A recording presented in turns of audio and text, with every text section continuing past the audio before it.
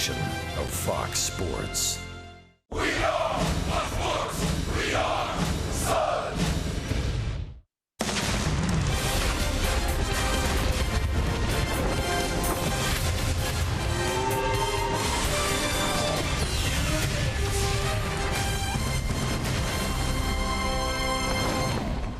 Tonight at Tropicana Field, the Rays continue their 10-game homestand after sweeping the New York Yankees. The second team coming in will be the Kansas City Royals, and tonight they begin the series against the defending champion Royals. A busy day for Matt Silverman and the rest of his staff. The non-waiver deadline came at 4 o'clock, and the Rays were busy right down to the end. And they'll say goodbye to Matt Moore, Steve Pearce, and Brandon Guyer. Hi again, everyone, and welcome to the evening of Rays baseball with Brian Anderson, Dwayne Stats. Well, there's always mixed feelings, I think, on this day, B.A. The Rays, again, right down to the wire, and they're always going to be, it seems, on that wire. Sellers, are they buyers? And we will see a few new faces when the dust settles. And it was interesting to see what the Rays were going to do or not going to do, because they didn't have to do anything. And so there was a lot of chatter, some surprise always on this day. And for me, it was Brandon Guyer. You didn't see or hear a word about Brandon Guyer, but he gets traded to the Cleveland Indians. A couple of interesting prospects coming back in return. Jan Leiter, Salinas, you're going to have some interesting numbers on him later in the telecast. And then if you would have told me a week ago that Steve Pearce and Matt Moore were going to be traded, I would have said, not surprised. Today, I was surprised because of how close it got to the deadline. I mean, these deals were announced after 4 o'clock, but Matt Moore goes to the Giants. You see Matt Duffy coming back. We saw him play earlier this year. Michael Santos, Lucius Fox coming over in that deal. And then Steve Pearce, a promising young catching prospect from the Baltimore Orioles, coming this way. It's a weird day. It's a weird day emotionally. You get to know these guys, and then like that, they're gone. Yeah, and we'll get a chance to dissect some of the prospects coming over as the evening progresses. We'll see Matt Duffy here in a few days. For more reaction to all the action today, let's go to Todd Kalas. Dwayne, it was a strange day to be in the Rays clubhouse. A lot of hugs and handshakes as they found out Brandon Guyer the first, and then right around the end of the trade deadline, both Matt Moore and Steve Pearce find out they are also traded. And it was difficult. Matt Moore has been here, part of the playoff run in 11 and 13 as a rookie in 11, getting that start in Texas. And we're going to start with him and also hear from Brandon Guyer and Steve Pearce about their reactions to being traded. The business side of things, tends to take over, especially, around this day each year. But, wishing them the best moving forward. It's been a constant feeling where they've constantly been there for the betterment of myself and this team, and really trying to just keep the distractions to a minimum and giving us every tool we can to get better. So, very, very gracious and thankful for every opportunity coming back through surgery and doing my rehab here through our training staff with our club. Means a lot to a player. In this game, anything can happen. It could be any of us, and they decided to make a move, and definitely going to miss it here. I love it here. It's come to the ballpark every day.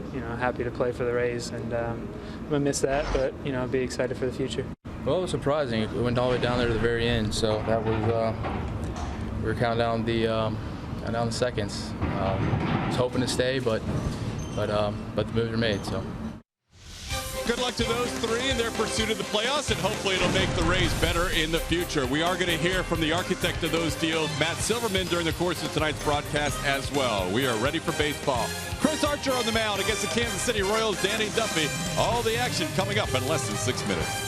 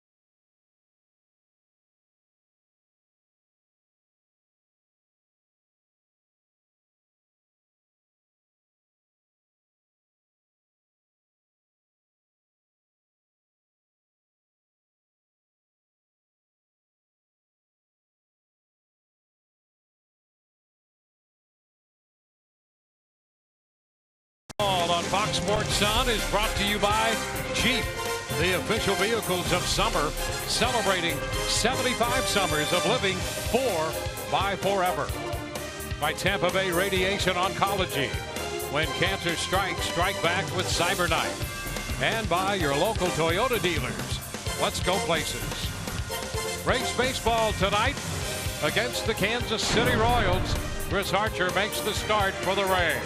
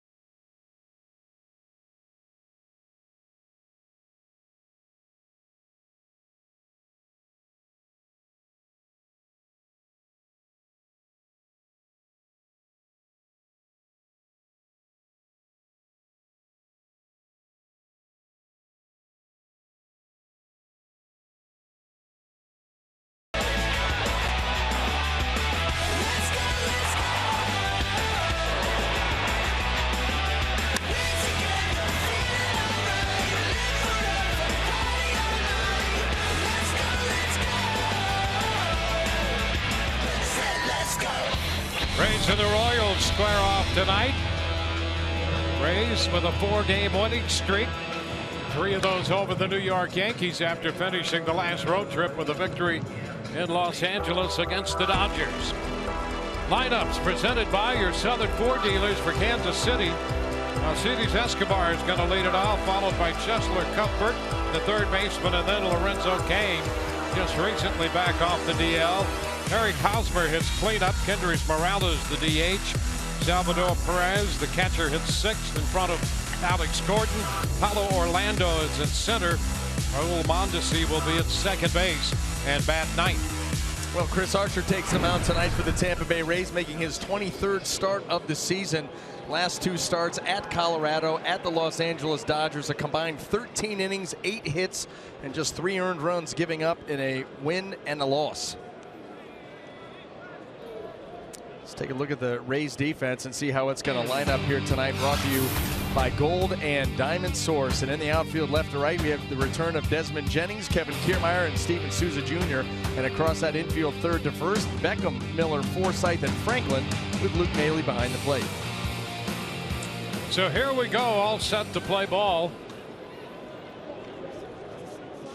Escobar leading it off, and the first pitch of this game, fastball swung on and fouled straight back, strike 1. So we're underway right on time at 7:10 with Jerry Davis, the second senior member of the umpiring crew, calling the balls and strikes, and already right in the middle of the action here. A very rude way to welcome Jerry Davis to this ball game.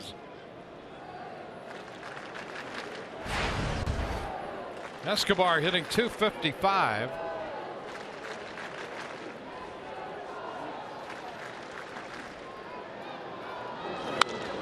Right back into the screen, and it's 0-2.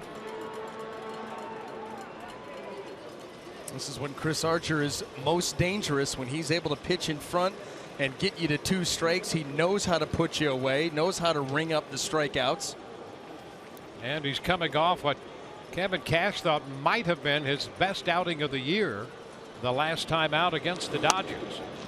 Upstairs with the fastball in the mid-90s, it's 1-2. And really what cost him a win or even a no decision in that game, it's a couple of early errors. 2 unearned runs. Ground ball is short. Miller up with it. His throw to first is right there. So there you go. 1 up, 1 down. Chris Archer, the last 2 starts, take that record out of there. The ERA 2.08, opponent's average, ringing up the strikeouts, 19 strikeouts in the 13 innings that would span these 2 starts. Able to power the fastball, the velocity's been good, the slider has shown increased depth. It's been good. Both of those on the road in Colorado and Los Angeles. And back home now. He's pitched well at home, but the record does not reflect that. Cuthbert takes the pitch high. His ERA here is only 2.95, but he's 1-7 at home. Those 2 numbers do not go together. No, they could easily be flip-flopped, the wins and losses with his home numbers across the board. 2-0 now on the Kansas City third baseman. Cuthbert, a rookie. He is second in the American League among rookie hitters in average at 294. Archer behind him, 3-0.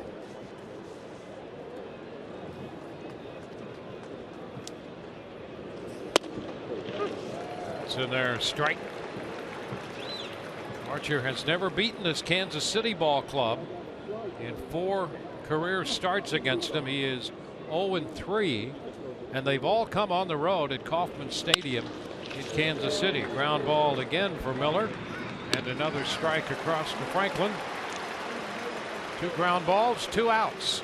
And that was a nice comeback, falling behind 3-0 on, you know, what for Archer, the fastball up and out of the zone is what plagues him early in games. But to be able to get back into the zone and, by the way, come with a 3-1 slider to pick up that ground ball out, those couple of pitches back to back will do a lot for the confidence here early in this game. Now Lorenzo Cain is reinstated from the disabled list Friday. Just about a month with a left hamstring issue. Want to know? And it has been a struggle for the defending champion Kansas City Royals. They're 49-55 right now. That's a strike. He tried to check. Carlos Torres down there at first, says he went around. Seeing a ball up in your eyes, start to go, realize you can't get to it, but it's too late by that time.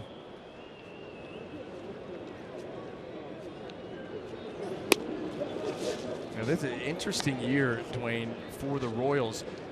When the Rays saw the Royals out at Kauffman Stadium, I mean, Royals were playing spirited baseball. Well, they ran the Rays right off the field. Right off the field, swept them. Yep.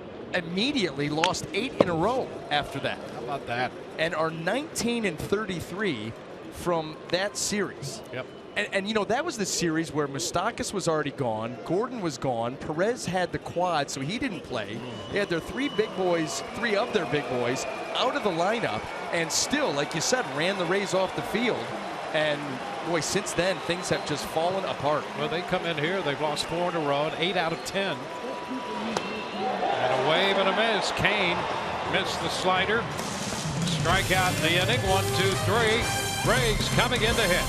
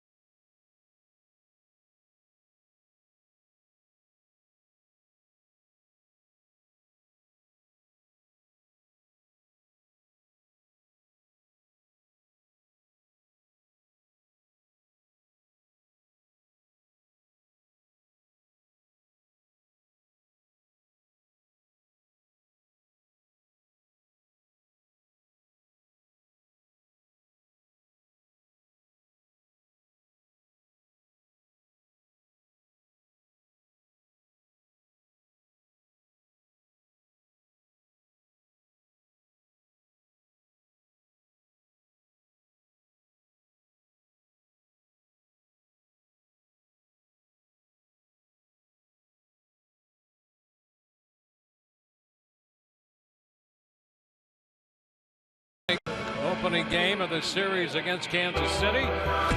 Southern Ford Dealers presenting the lineup. Logan Forsythe, Brad Miller, and Evan Longoria, who is DHing tonight. Steven Souza Jr., then Desmond Jennings back off the DL, followed by Kevin Kiermaier, Tim Beckham, Nick Franklin, and Luke Maile, 7, 8, and 9 in the Rays lineup. Taking the mound tonight for the Kansas City Royals is left-hander Danny Duffy, making his 15th start of the season. A couple of injuries to Chris Young, Chris Medlin. He moved into the rotation the middle of May. And the first pitch is up. 1 ball, no strikes. Hard thrower, has put up good numbers. Put up good numbers coming out of the pen. Has also put up good numbers as the starter.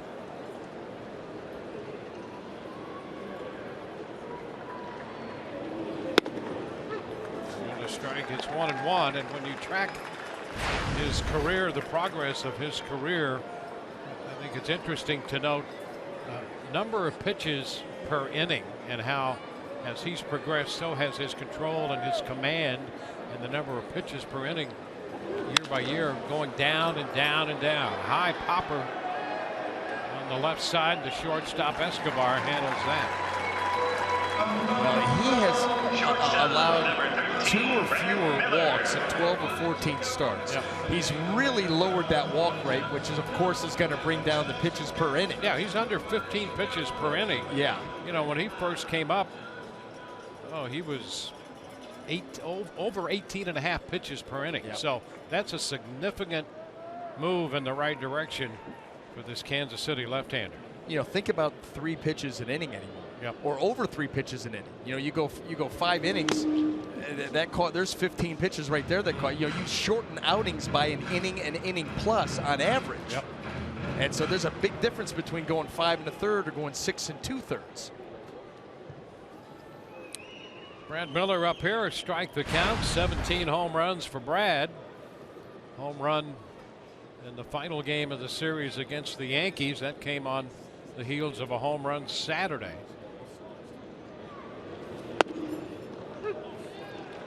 Oh, 2. So 253, 17 homers, and 39 runs batted in for Miller.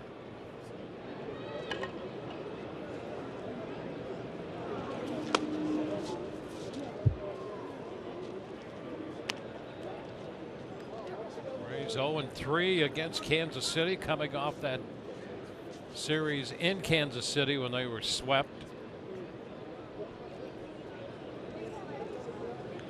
Been a tough run against this club over the past few years. And Miller is out on strikes. Fastball gets him. Let's take a look at that Kansas City Royal defense, see how it's going to line up here tonight. Brought to you by Golden Diamond Source, and in the outfield left to right, we have Alex Gordon, Paulo Orlando, and Lorenzo Cain. And across the infield third to first, Cheslor Cuthbert, Alcides Escobar, Raul Mondesi, and Eric Hosmer with Salvador Perez behind the plate.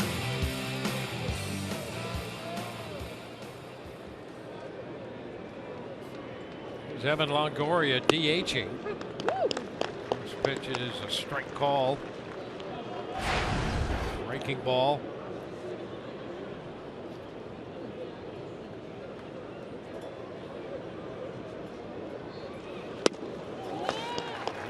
Two changeups. One that got Logan Forsythe on the pop-up, and then that swing and a miss there by Evan Longoria. Excellent pitch for Danny Duffy, and you see how he sold it with the arm speed. I mean, he throws that pitch like he's going to try to blow it by you. And he strikes out Longoria, who vacates the plate, so he's out of there. 2 strikeouts in the inning. No score through 1.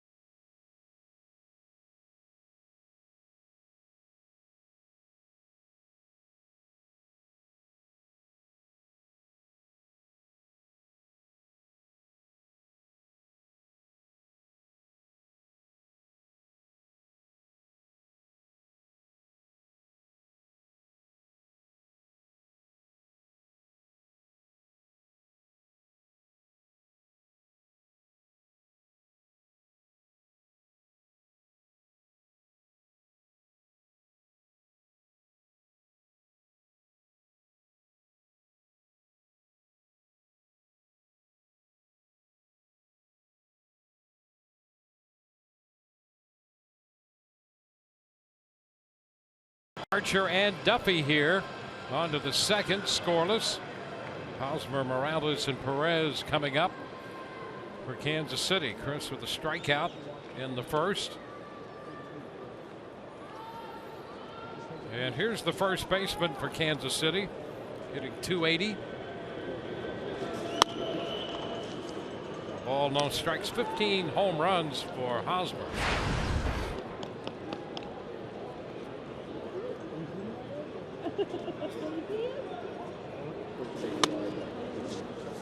There's still some danger throughout this lineup, but they have really struggled to score runs. Fewest runs per game in the American League, and even worse than that when on the road.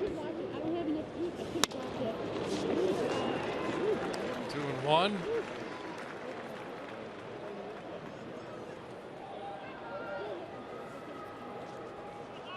Morales on deck. It's been a struggle for him as well. It's one of those things where you look at the overall numbers and you say, well, you're just going to walk right over this team. You're going to hold them down, especially the way the Rays have been pitching lately. The starters have been outstanding here for the last 10, 11 games. But at the same time, a guy like Hosmer has a track record. Morales, you can't leave pitches out over the plate to him. Perez, the same thing. There's enough guys that can still be capable of doing damage. You've got to make quality pitches. Yeah, and the Rays have struggled against the Royals so much that there's no way you can take where this club is now and the way they've been going lately for granted. It just has not been a pleasant experience for the Rays in recent times against the Royals. This has to be the team that they have the toughest time with over the last 3 or 4 years, by far. Yep. They've lost 10 of their last 11 games to the Royals. And that sweep that we mentioned back at the end of May and the first day of June in Kansas City. And if you back it out more than that, look at that. Since 2012, they're just 6-23 and only hitting .172 with men in scoring position. And the pitching has gone somewhere against this team. I mean, that's completely unlike Rays pitching the last few years. You're looking there, just a quick eye test tells you that the average score of all these games is 6-3. Yeah. Average. Yeah. It's not been pretty, no question.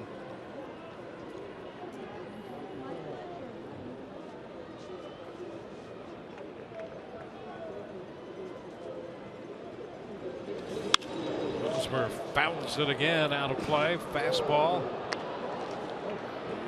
Ball coming out of the hand tonight of Chris Archer's easy 95-96. You can see on these couple of these swings by Hosmer, a little bit tardy.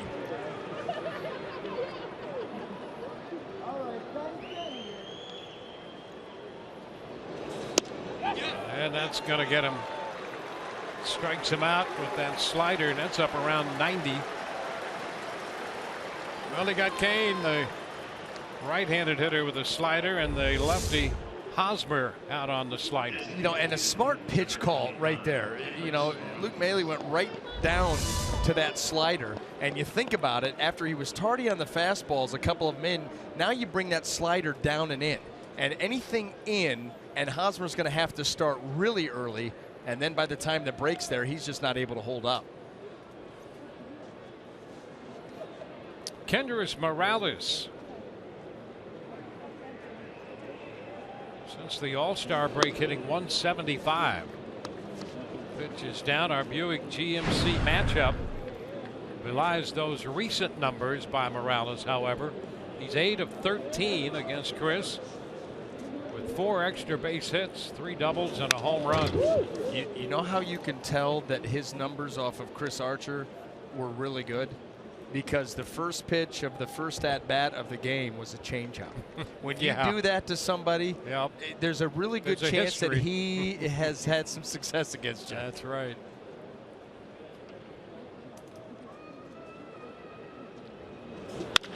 Ground ball into short right, but the defensive alignment set up perfectly. Forsythe from short right throws him out. Well, the trading deadline for the Rays went right down to the wire. It was 4 o'clock, and the Rays made a deal Matt Moore was out on the field at the time and notified there at the last moment of the transaction. On his way to San Francisco. So it went absolutely right down to almost the last second as the Rays are making their deals. We'll hear from Matt Silverman in the bottom of the second inning. Todd Callis will be chatting with him. Ground ball right there. Salvador Perez out of there, short to first, and we'll hear from Matt Silverman when we return.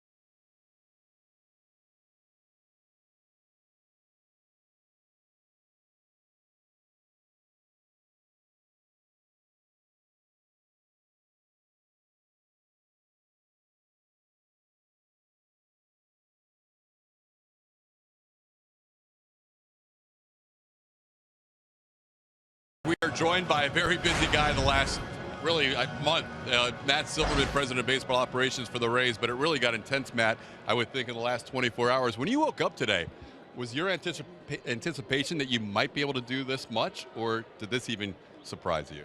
Surprised us a little. Coming into the deadline, I thought we might do one deal, possibly two. Three was not one that we expected, but some of the conversations took turns that made it conducive for us to be able to make these deals and put our organization in a position to be better going forward.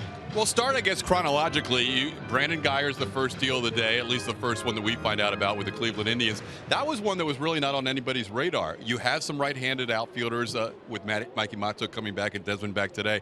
Was that part of the consideration, that that was a position of strength? It was a position of strength for us, and it's a crowded outfield. Wanted to make sure that we had the at-bats going forward for some of the players that we have to get to know better what we have going into next year, and to be able to figure out how we're going to organize the club next year. Brandon's a great baseball player, and he's been with us for a long time. He goes into a pennant race, and he's going to be a big factor for the Indians. They've liked him for a long time.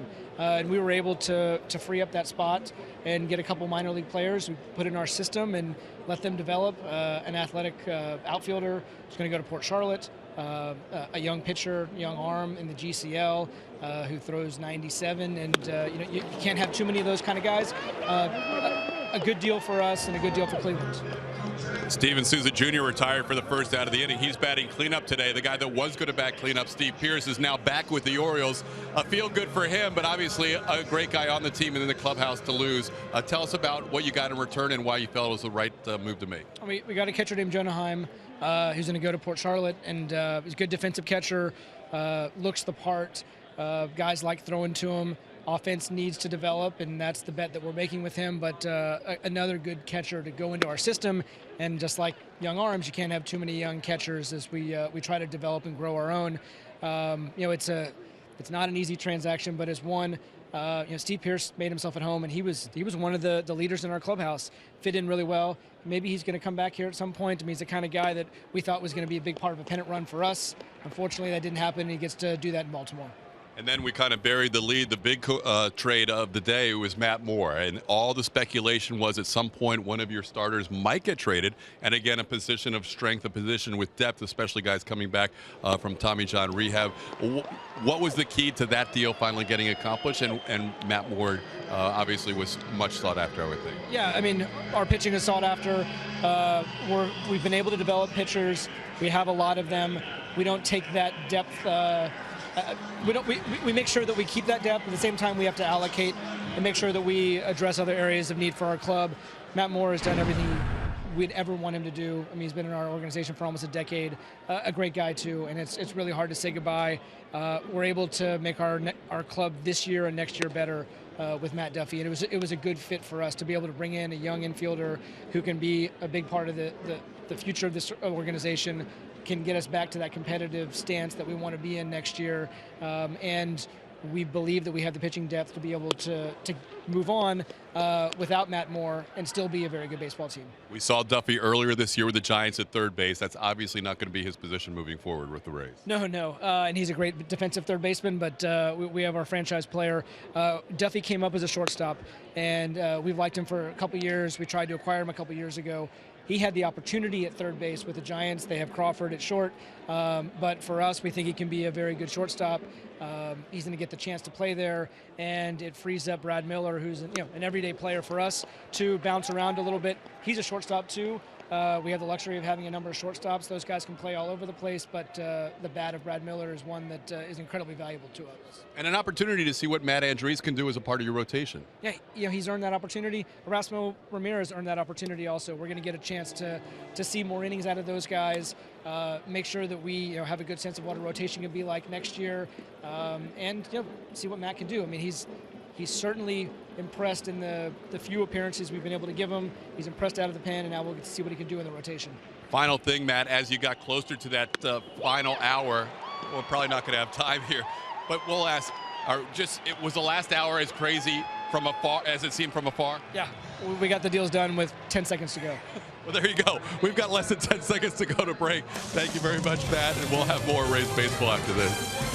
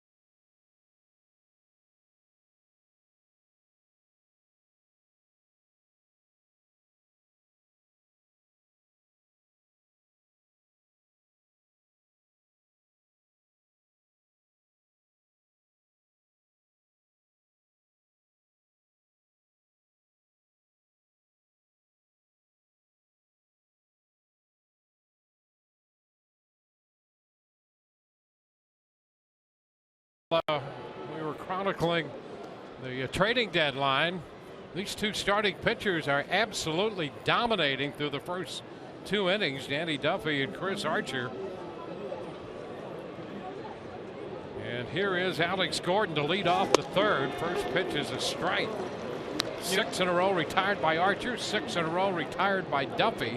A couple of strikeouts by Chris and 5 strikeouts in a row by Duffy. And I feel like I may have to set that Kansas City Royal defense again. Let people know who these guys are, because they haven't been used in a few innings. But you're right. I mean, both pitchers sharp. Both, the ball coming out of their hands easy. Archer's breaking stuff's been outstanding. Duffy has just overpowered the Rays with heaters. 1-2 now. Gordon hitting .206. He's been off the DL for just a little over a month. The Royals have had some difficulty keeping people healthy this year. That's part of their story. And strike 3 call. So 7 in a row, retired by Archer. 3 strikeouts. They've all come on the slider, and this one looking. Yeah, this is the back door. Started on the outer edge, and all of a sudden you give up on it as a hitter, thinking that ball's going to be off the plate. Spinning so tight, takes it right to the middle and get the strikeout looking. Like I said, his slider has been sharp. The fastball has been jumping. He's thrown a couple of good changeups.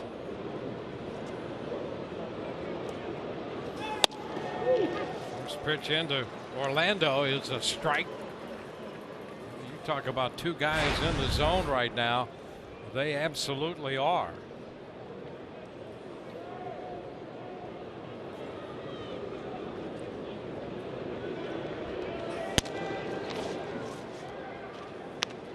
One.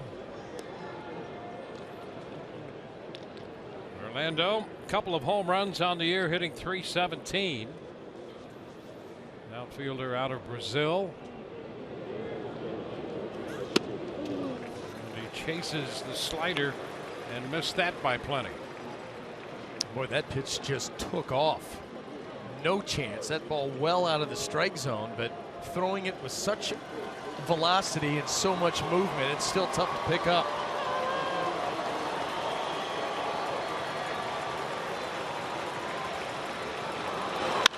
Ground ball headed toward the middle, and it'll be off the glove of Forsythe, rolling into shallow left. Orlando on his way to second, and he's in there with a double. Well, what started as a ground ball toward the middle of the infield turns out to be a 2-base hit. We saw this in that Yankees series, that ball off the glove of Didi Gregorius that he kind of pushed out into shallow left, allowed extra bases. This one, same thing. Logan Forsythe trying to make the backhand right off the wrist, and it just floats out into that no man's land. No one there to be able to get it. We know this Kansas City Royal team will hustle. They'll try to take the extra base, and that's exactly what Orlando did. So now it's Raul Mondesi. And there's the bunt. Archer barehands the pickup, fires to first, out there, and over to third base goes Orlando. Franklin getting back to first to cover the bag. Yeah, and you got a guy down there that hasn't played a ton of first, so this is a total field play. Once you see the bunt where it's bunted, now he's scrambling back, and Chris Archer doesn't have a lot of time. Pick it up, that's why he goes bare hand and then fires a rocket over there to Franklin to get the second out. 2 gone, a man at third for the top of the order. Mercedes Escobar grounded to short his first time.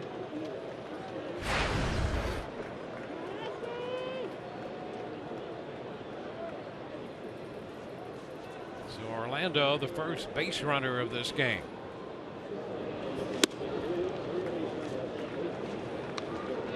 Want to know? Nice slider.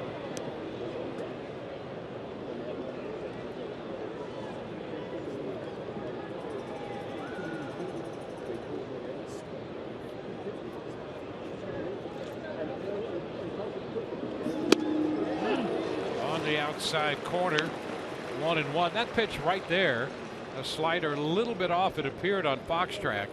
And if Jerry Davis, the veteran umpire, is true to form, that has a chance to be a strike all night and maybe more. Yeah, it's a heat map I've never seen before. I mean, really, of all of the, the umpire scouting reports and the information that you're privy to that you keep in the file next to everybody's medicals, I have never seen a heat map quite like this one. Remember how the difference between National and American League umpires used to be? Yeah. National League umpires, maybe the strike down, maybe a little wider. They call a strike, you know? Yeah. Well, he came up as a National League umpire and has retained that approach. And he'll call a strike. And taking some of the American League too. Yep. I mean, he's a perfect hybrid. He likes to call it all. 2-2, veteran umpire out of St. Louis. So he's got the baseball background just growing up in St. Louis. He's umpired in 5 World Series. He'll move the game along. Well, that's the thing. You know, have hitters up there ready to swing the bat. Escobar. And by the way, that shouldn't be that difficult in this series, in this ball game. You have That's a team, the Royals, they don't walk, Yes. and we know how aggressive that the Rays are. Yeah. Well, Kansas City last in walks, and the Rays 14th in on-base percentage.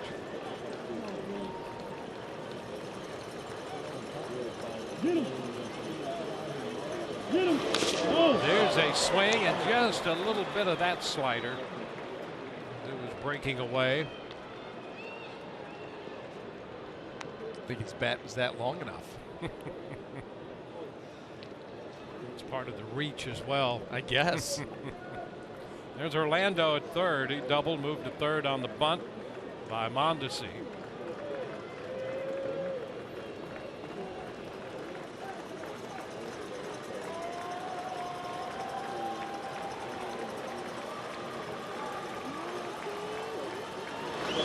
Ground ball, charged by Beckham, throw to first in time. That'll take care of Kansas City. A double and a man left.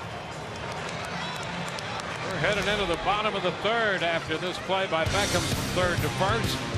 Rays and the Royals, no score.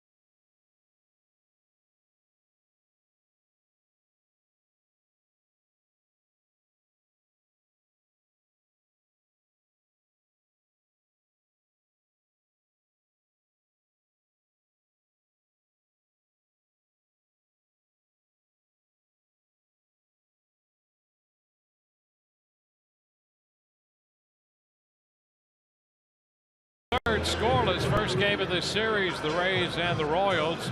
Archer and Duffy, the pitching matchup, and boy, what a start they are off to tonight. Tim Beckham will lead off the home half of the third.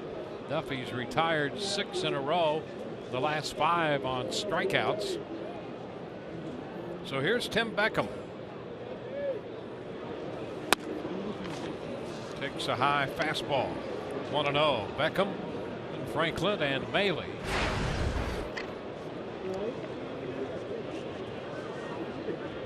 Rays playing 2 men short tonight with all the truly last second deals that were made. High fly ball toward the line and left. Gordon coming in and makes the catch just fair.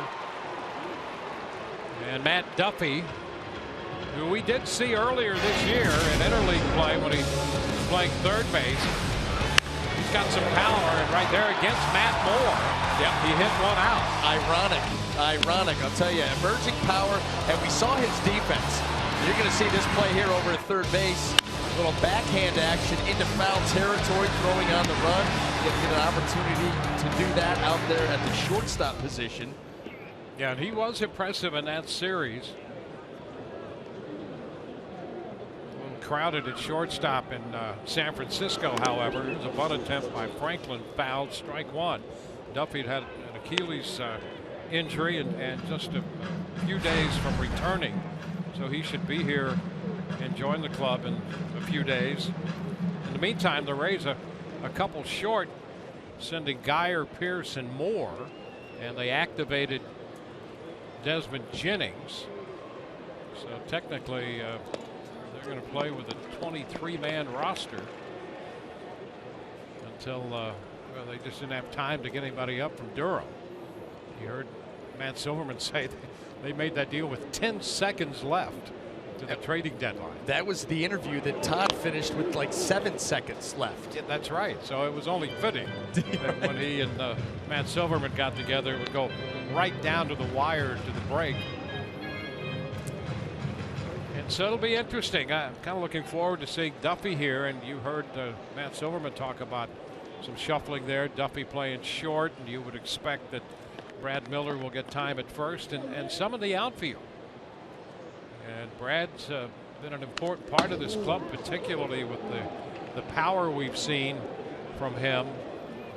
And he could be a very important part of this team going forward. You think about this. If he doesn't get that home run as a shortstop, how close he came. He may have never been able to set that record. That's right. Well, there you go. I tried to give it to him a day early. Yeah. No good. It's a DH. But he took it into his own hands and got it legitimately now. Yes, he did. The club shortstop record for home runs. You're absolutely right, though. That's a bat that needs to be in this lineup for that reason, and a lot of extra base hits.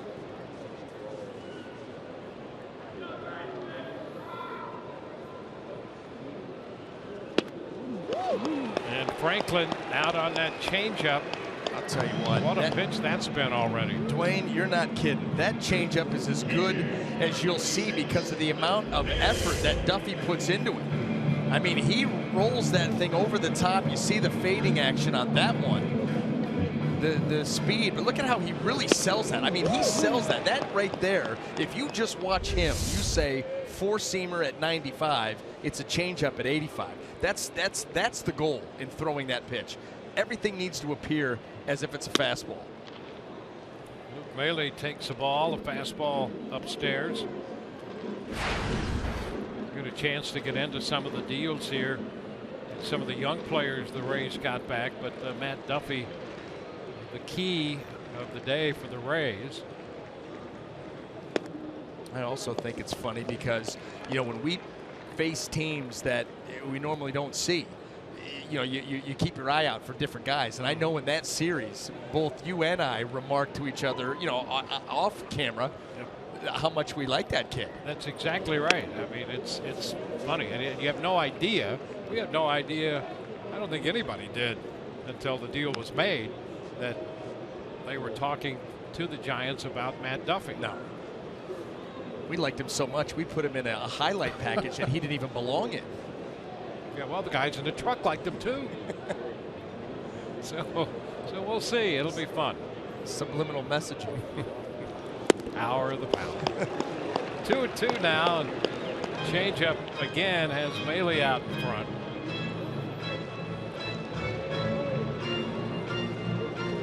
He's got Lucius Fox and Michael Santos, a young right-handed pitcher in that deal with San Francisco. Fox out of the Bahamas. There's a swing and a miss.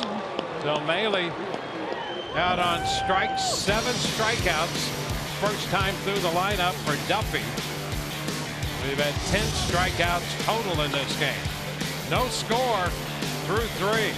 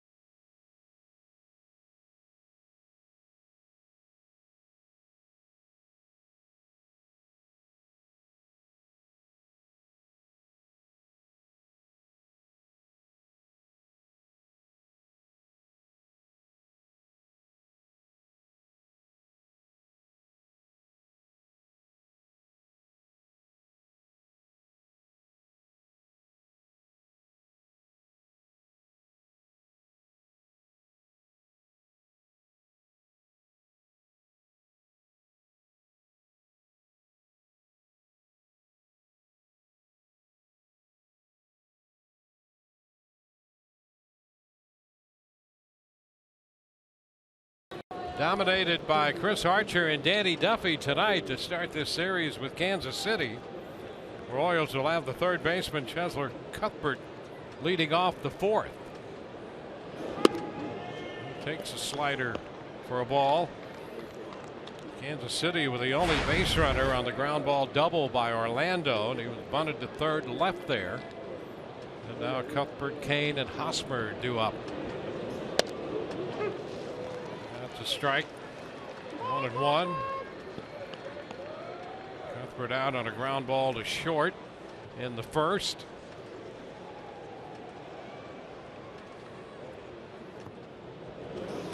Oh, a shot right back over the mound and threw into center field. Well, Archer's cap went flying as that ball shot right back over the bag at second and threw into center. Boy, stay with an up the middle approach and watch Chris Archer literally hat gets spun.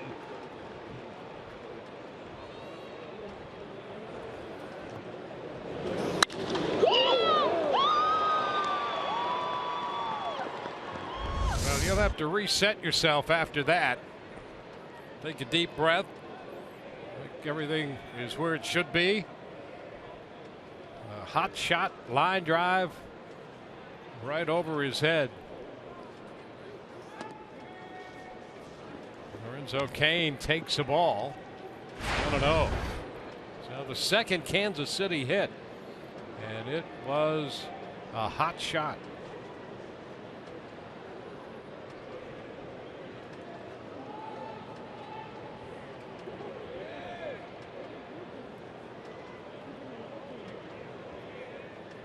Cain comes into the game 5 of 7 in his career against Archer with a home run. It's 2-0. The hitters in this lineup who have given Archer trouble: Cain 5 of 7. Escobar came in 8 of 12. He's 0 for 2 tonight. And Morales, against whom he threw that opening changeup, 8 of 13 with a home run. So that's the history with those guys. Ground ball short. Miller's going to get the out at second. A nice play by Miller to come up with the ball and to get that throw away. So Cuthbert cut down. Yeah, and you're right, Dwayne, because Cuthbert was getting down to second base. Thought that he maybe had a chance at ball on the ground. A good secondary lead, and thrown from his knee, and it just gets there in time. Got to get to it first, and now get up and get it to Forsythe just ahead of the slide. So Cuthbert retired. Cain aboard on a fielder's choice. Jerry Cosmer.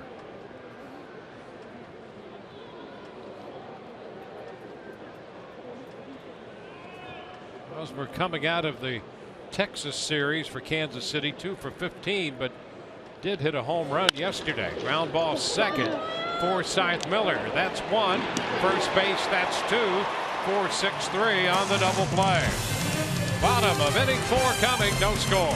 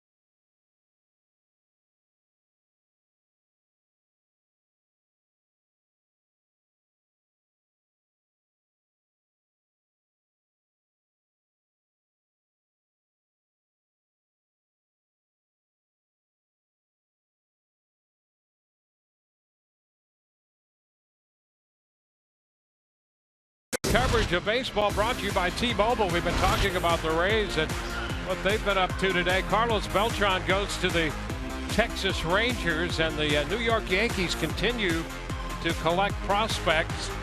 They got Dylan Tate, pitching prospect from the Texas Rangers. Lucroy goes to Texas. Rich Hill and Josh Reddick picked up by the Dodgers from Oakland. And Jay Bruce, there's been a lot of talk about him, and the Mets pick him up. That deal actually got held up. One of the medicals on a minor leaguer going to the Cincinnati Reds for a time, and then player get it through. Speaking of time, Todd Callis just stopped by. You know, we were talking about the Rays deals going right down to the wire, and in his little sit down with Matt Silverman, Matt told him that that they did the clock stamp, I think it was 3:59. Yeah. And if they go beyond that deadline, forget it. It's a no deal. If it hits 4 o'clock, if it's 4:00, deal's off. Yeah. Period. Yeah. I mean, that's the deadline. Boy, 3:59. Can you imagine? Yeah. A bad connection, a phone call gets dropped. Yeah. Boy, oh boy. Yeah, well, that's how they like to live. They get right on the edge. Yeah, they're some edge walkers, those guys. 1-2 the count here to Forsythe, leading off the bottom of the inning. Takes the pitch, stayed wide. Curveball right there, and it's 2-2. You know, the Yankees seem to be in the business of collecting prospects. You know, there's already reports out there, and obviously it's early, but they're saying with their haul, they're now a top 2 or 3 team with their minor league. Yeah, all those additions. Yep. Andrew Miller left, and that was an interesting situation there, and that deal going to Cleveland. But you know, when you think about the Rays deals, you have to wish all of those guys well. You know, Brandon Guyer goes to Cleveland. He's got a chance for a ring. Yeah, that's great. You know, Steve Pearce, same thing, and Matt Moore with the Giants. So we wish those fellas well, and it could be a great run here over the next 2 or 3 months for them. Well, I'm going to let Brandon Guyer stay in my place. There you go. He can do that. Steve Pearce goes back. We know, we've talked to Buck Showalter. He loves Steve Pearce. Absolutely. And why not? Yeah. Our exposure to him, outstanding. There's Miller with a little looper, and it's going to be caught. A little soft popper. Mondesi handles it. And Matt Moore, this is an even year. This is the year that the Giants win the World Series. They win in even years. So you got a chance for a Matt Moore, Brandon Guyer matchup. Guyer off the bench as a right-handed hitter, face the lefty Matt Moore in the World Series. Yeah, there you go. You've got to hit him at least once or twice. Well, he knows all about that. It's so funny, the people in Cleveland, how many texts I got. What can you tell me about this guy? I'm like, well, he owns lefties. His on-base percentage is tremendous, and you will not believe how many times he gets hit in the next 2 months. That's right. 1-0 the count to Evan Longoria. 1 on the Rays with their first base runner on that walk to Forsythe.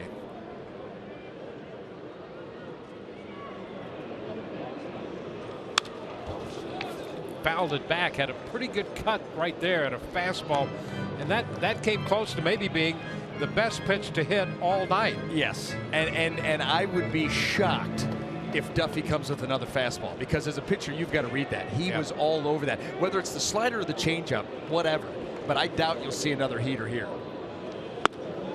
Well, 1-2 now. I mean, you know what, just dive it up again. Yeah, listen, a little bit more. He put that in a good spot, and I guess that's where you say, you know what, you're not going to swing at my fastball like that, and he drives this one up and in. And you know, you're right, that's a statement made by Duffy right there. It is. All right, you want to swing? Try this. Well, you know what he did too is, you see where the little 2 spot is. Yeah. That's where Evan can get extended. Up and in. No way. Tie a guy up.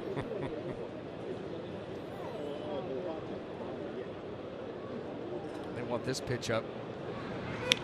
You saw that flash of the glove by Salvador Perez. Love it when those catchers give you the visual.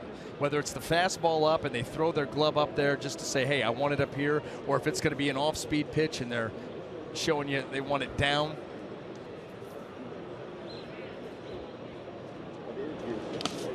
And he is out on strikes.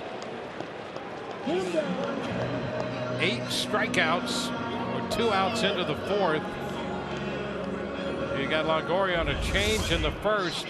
And look at this little breaker. He got it down in the dirt, that's for sure. Just able to get it over the plate. But he picks up the swing and a miss. Oh boy, these 2 starters are on top of their game here tonight. Steven Souza Jr.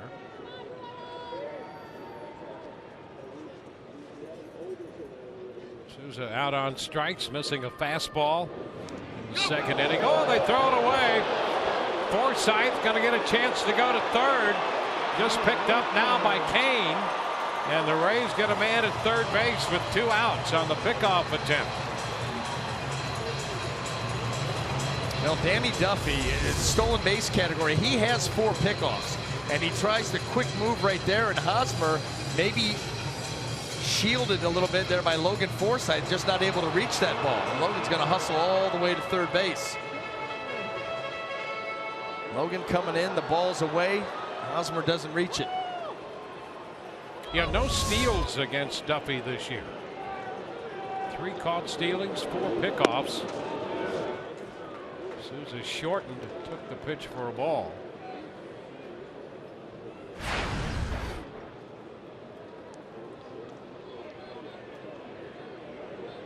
Kansas City got a runner to 3rd in the 3rd inning. The Rays with a man at 3rd, 2 outs in the 4th. 1-1. He is just challenging guys with 4-seam fastballs sitting in the mid-90s. Straight as a string, but really good life.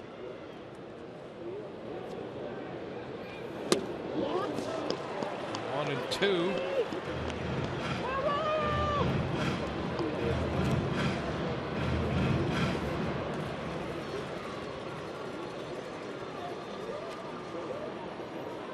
It's been all Duffy and Archer so far tonight. Contact and a foul ball out of play.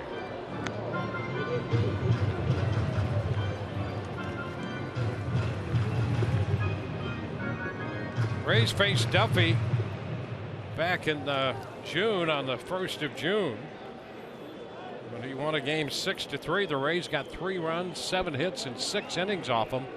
Not close tonight. Ooh, Duffy thought he had a strike there. Walking off the mound, and it appeared that he did. Yep. This is a good fastball. You see Perez wants it down and in. He puts it right there, right at the bottom of the zone, and Jerry Davis, well, standing right over top of it. Must have had that pitch down, you would assume. Definitely was on the plate. And now he's out on strikes. Pitch out of the zone, but he could not stop. We're through 4, no score.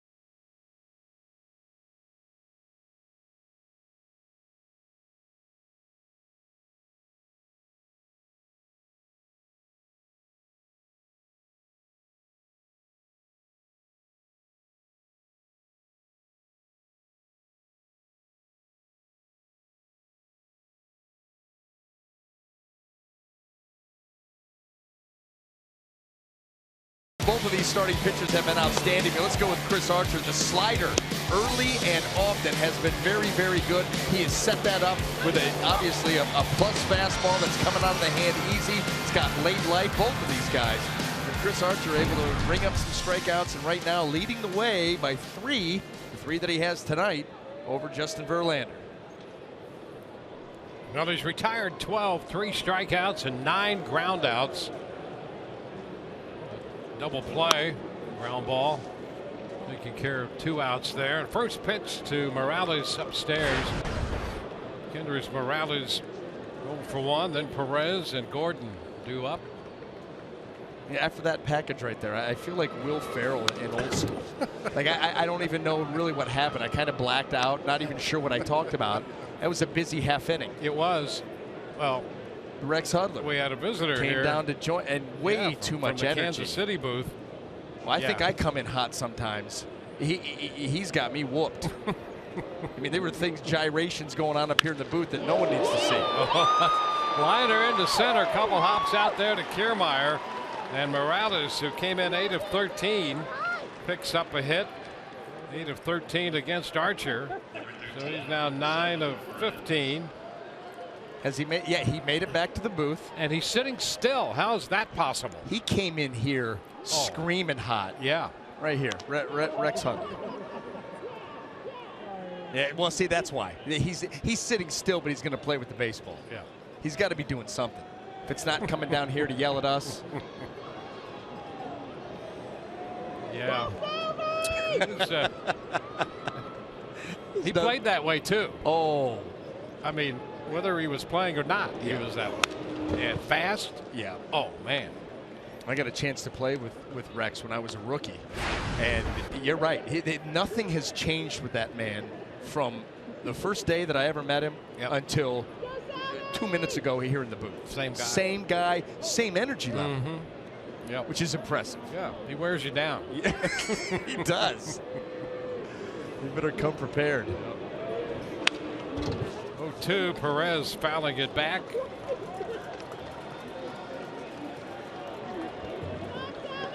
Morales with the leadoff single in the 5th in the scoreless game.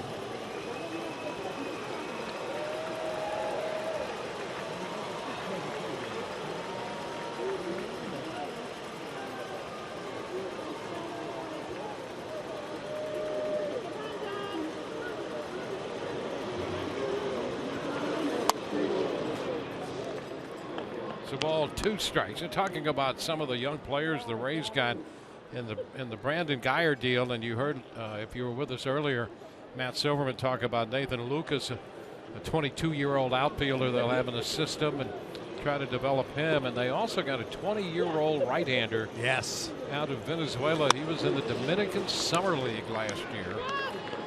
Made us wait too long for this. His name, Yanlider Salinas. How about these numbers?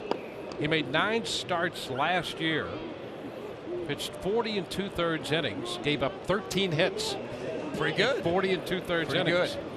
He walked 39 and struck out 40. How are those numbers? I mean, a strikeout and a walk per inning. Yep. But only 13 hits. Yeah. So what? So that screams out The live arm. opposition hit 100 against him. Yeah. 100. That's absurd. So you get a great young arm, you put it in the system, and who knows? I'll say this: you can teach control, command. Those are things that you can clean up mechanically. Yep. You can't teach the 97, 98, 99 mile an hour fastball. That's right. Ground ball by Perez, shortstop Miller, Forsythe 1, first base wide, and safe over there. Perez reaches on a fielder's choice out at second base. Morales 6-4.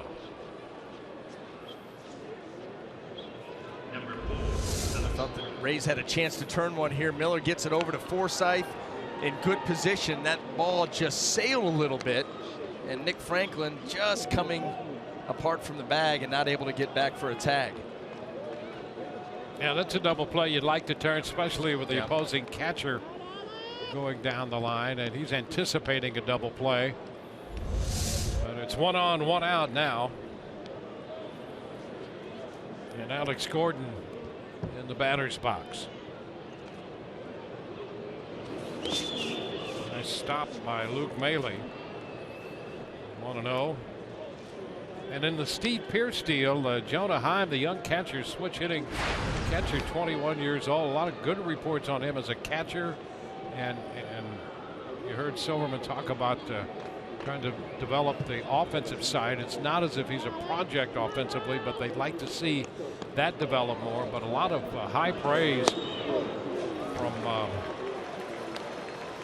inside the Baltimore organization on him as a catcher. So they get him. And then Matt Duffy in the Matt Moore deal, the principal, but a strong young arm, and right-hander Michael Santos. And Lucius Fox, who is 19, switch hitting shortstop. And he was a top international sign by the Giants a little over a year ago. I think they gave him, I think it was $6 million. It was. And he's struggled to hit a little bit, can run. He played baseball in Florida, but from the Bahamas, and still an international player. Baseball hotbed. Yeah. Bahamas, who knew? Yeah. He jumped in a boat, came over to Florida, played, and then went back home. Obviously was impressive. Yeah. 2-2. So, you know, an interesting day always, the trading deadline. And again, you know, Brandon Guyer, a lot of people have a lot of respect for the job he did here, including the Rays, and Steve Pearce and Matt Moore had been in the system from the very beginning of his career.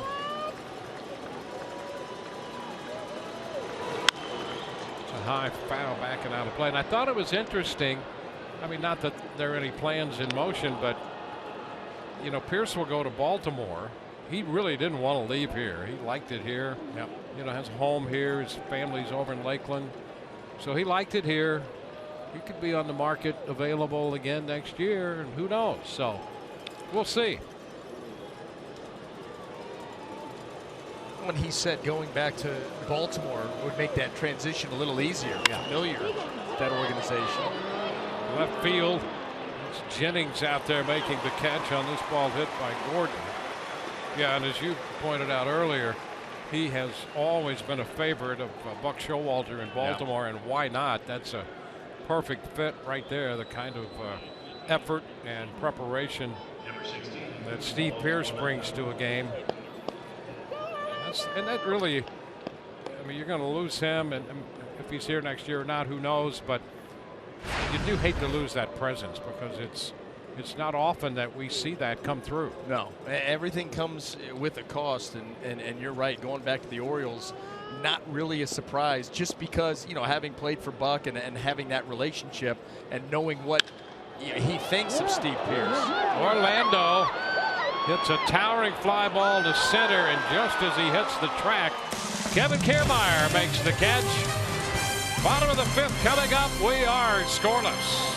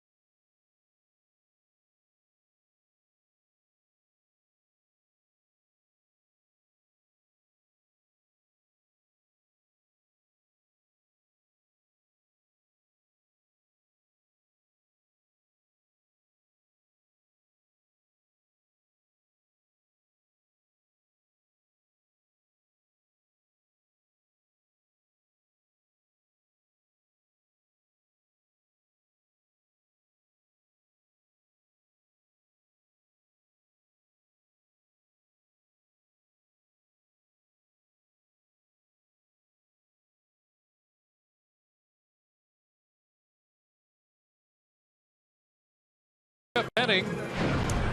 Hustling and diving can be dirty work, they say, and now kids can have a place to store their dirty clothes with a Rays laundry hamper presented by Crown Automotive. All youngsters 14 and under receive a laundry hamper. That'll be Sunday, August 7th when the Rays take on the Twins. Call 888-FAN-RAYS or visit RaysBaseball.com. Rays up.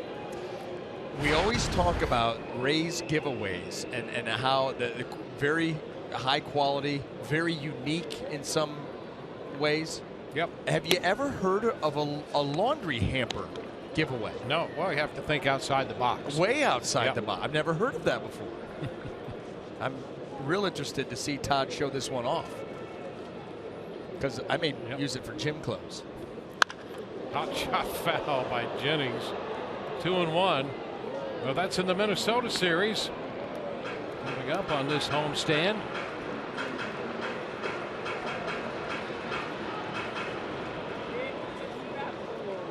I think I am going to use it for gym clothes. Why not? It would be, that's what it's for. Yeah. You designate that as your own personal hamper. Yeah.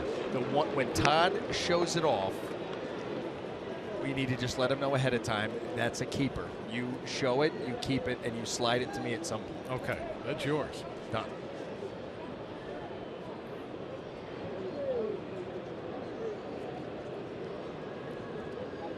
Put a little picture of you on it. Let's not go crazy. Full count here to Jennings, just off the disabled list. So as the Rays make these deals, send 3 players off the big league roster, he comes back, but there's still 2 players short. High pop fly short center. It's Orlando from center field making the catch. Well, how about this? Rays and Evan Longoria want to brighten up your home with the Longo Solar Gnome. That's presented by Tampa General Hospital. Fans receive this item while supplies last. Again, when the Rays take on the Twins, that'll be Saturday, August 6th. 888-FAN-RAYS, the number. There you go. Yeah, the solar gnome, it lights up, Dwayne. The burst lights up. And everybody loves a gnome. Yes, and it's solar powered. Clean energy.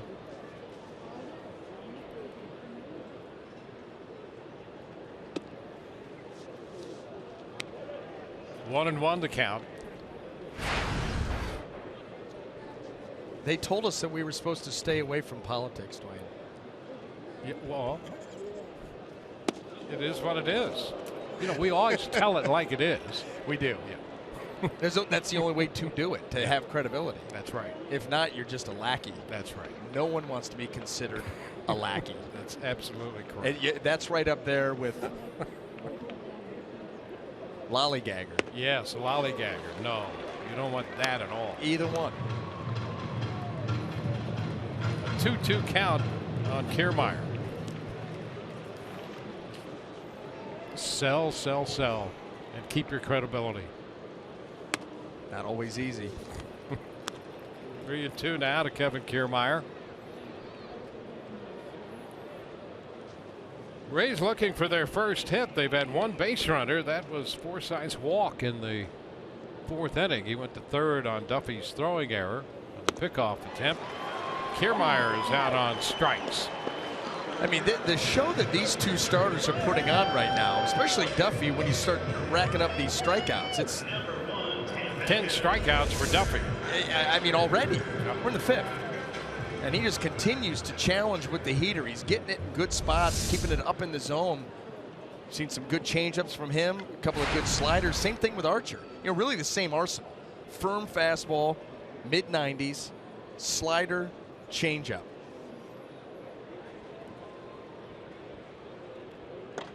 There's Tim Beckham. Takes a strike.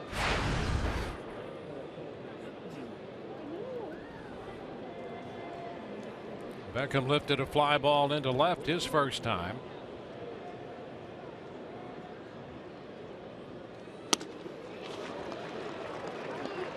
0-2. Went up with that fastball.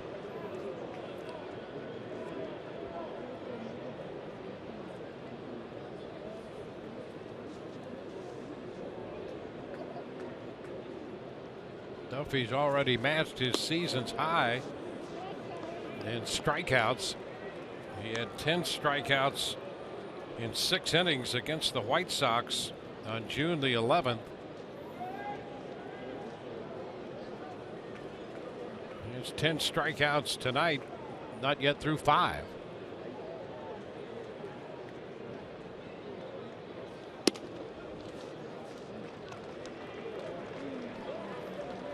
Base is empty, 2 outs and a 2-2 count on Beckham.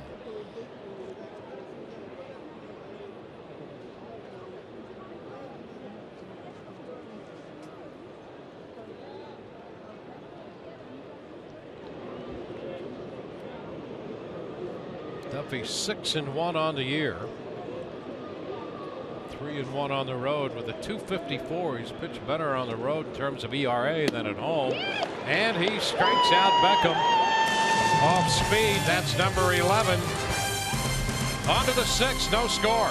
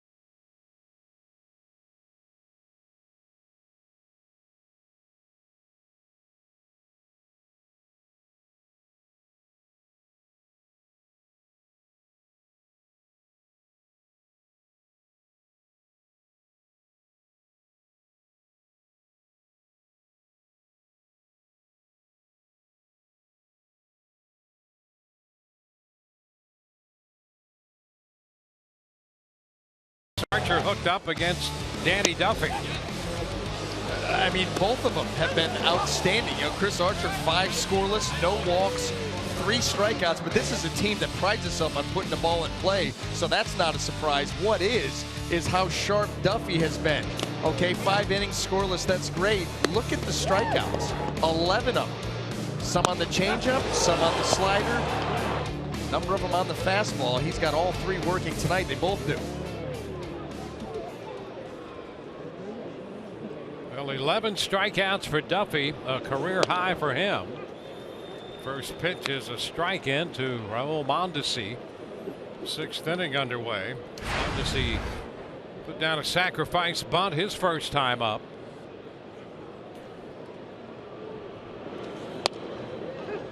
That's a strike. The way these two guys are throwing, if they can keep this one up, first team to 1 could be the winner. You're not kidding. And it looks right now like the 1's going to have to come against the bullpen.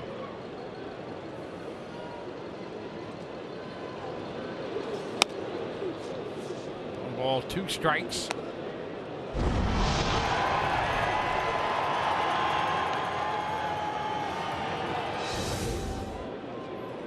Royals were swept in a 4-game series against the Texas Rangers in Arlington, losing final game 5-3. There's a swing and a miss. The ball skipping away from Maile, and Mondesi's going to reach. He went after the slider down and in as it skipped away. So a strikeout, and Mondesi reaches. Wild pitch charged on the slider. Boy, Maile's sliding over there. That's not an easy pitch to block. and it checks up and is able to sneak through the 5-hole.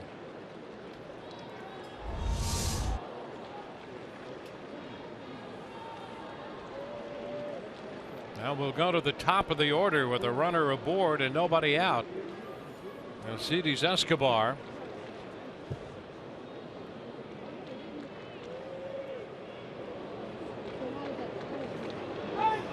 He puts down a bunt.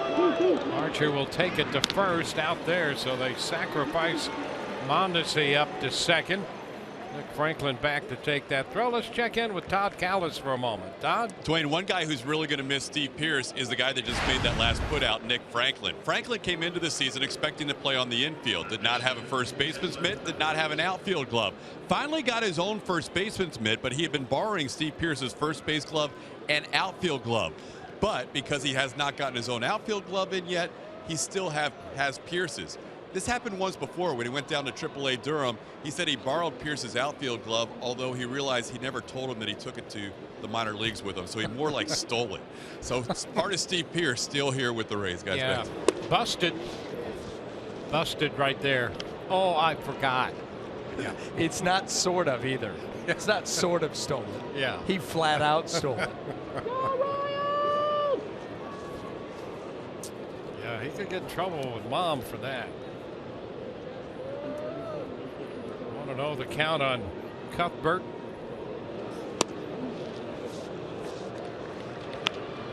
Two balls, no strikes. It was awful nice of Todd to rat him out. Yeah, well, you know, Todd's just such an honest guy. You know, when he sees something wrong, he's got to right it. Investigative reporter. Mm-hmm.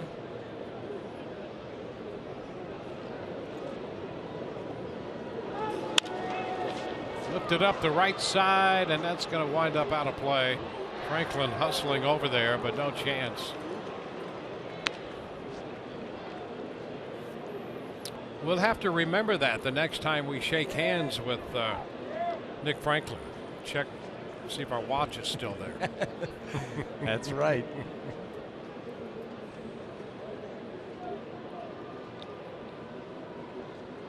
You know, I had one of the most recent road trips. Yes. I had a conversation with Nick Franklin in the galley of the plane. Got to the hotel. Yep. Didn't have my earphones, my earbuds. Really? That's right. Well, see how that works? That was in, gosh, where was that? It was right before he got sent back. We were talking. Earbuds. Earbuds and a glove to Durham. Missing. Yeah. Although, you know, we lose things all the time. It's very true. Yeah. So it's a good chance that's on me. Yeah, can't really blame him. We'll let him settle with Pearce over the glove. I'm sure they'll settle it like men. I will be checking to see what kind of earwear he has on the next flight, though. Okay. Ball 4. 2 men on with 1 out.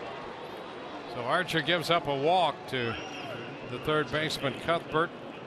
Lorenzo Cain will be the hitter.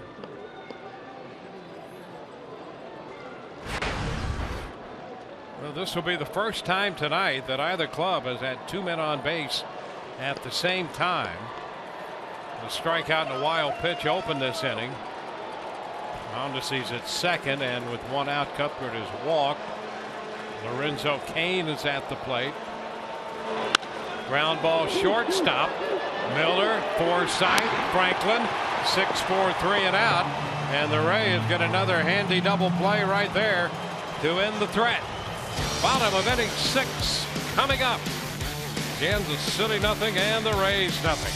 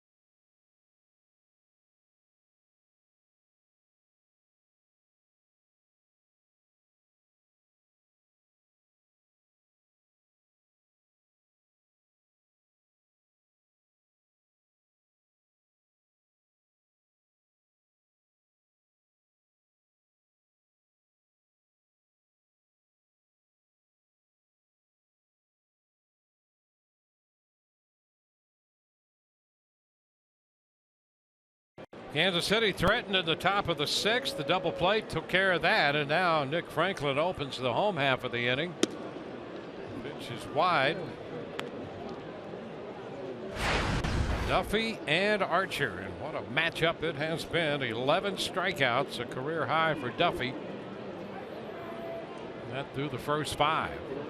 And he has Franklin out in front. Boy, that has been a great pitch for him from the very beginning. It really has. He throws it with tremendous effort. Good arm speed. The body sells it well. He's been able to locate it on top of that, which is an added bonus. And it's 10, 11 miles an hour off the fastball. Pop up out in front of the plate. Perez calling it. Cuthbert coming in from third. Much better angle, and he makes the catch. That's the key right there. You're right, Dwayne, because Salvador Perez had gotten himself turned around, but he was drifting, and it was uncomfortable. You could see Danny Duffy getting a little antsy, and then Cuthbert just came in and took control, because watch Perez. Trying to find it, finds it. Now he starts to drift. He's probably going to be fine catching it, but Cuthbert's like, you know what, I got a better shot at this, so. Look at Duffy. Hands on his head. Oh, my gosh. And the rookie third baseman came in and just ran Perez right off the plate. Well, that's good. Yeah. Yeah, nice to see him be, if you're looking at it from the Kansas City perspective, nice to see him be that assertive. Good word. Tip of my tongue. I was gonna go with that because you used a couple of them last week that I still am having trouble with. It's hard to believe. Well, no, actually it's not at all. 1-1 the count on Luke Maile. Franklin has popped out. Nobody on.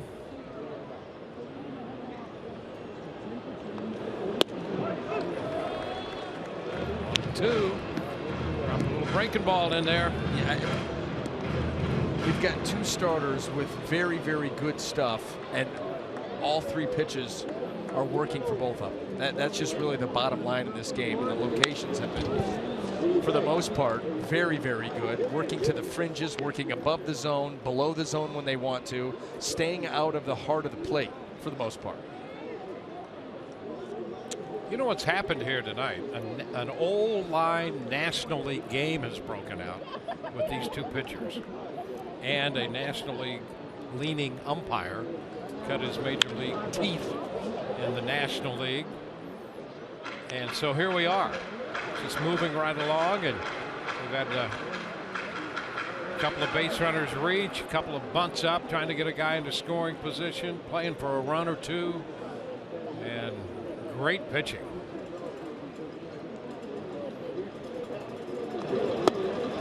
Strike 3 called. 12 strikeouts for Duffy. Well, Danny Duffy has been overpowering. Slider sharp, heater's been sharp, being able to work that pitch up in the zone against these Rays hitters. The changeup has been very, very good. You know, you had to pick one of his 3 pitches that's been most impressive tonight. You'd be hard pressed to do that because they've all been outstanding, and that has led to the big, big strikeout numbers. Forsythe takes a strike, but you were on it right away when you saw how convincingly he threw the changeup.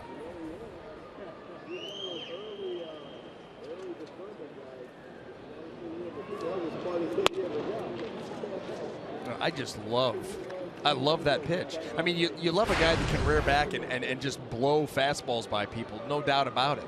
But the changeup is really it's the only pitch that mimics another. You know, it's designed to look like a fastball, be sold like a fastball, just not be a fastball. Be 8, 10, 12 miles an hour slower, and you get guys geared up, they go to start, and it just never gets there. 1-2 here, the count on Logan Forsythe. And he just missed right there. Rick Odioso, our statistician deluxe in residence here, just points out that strikeout of Maile called. 16th strikeout of the game, the first call third strike. High popper right side. Hosmer foul ball, and he makes the catch. 3 up, 3 down. Go the Rays. On to the 7th inning. No score.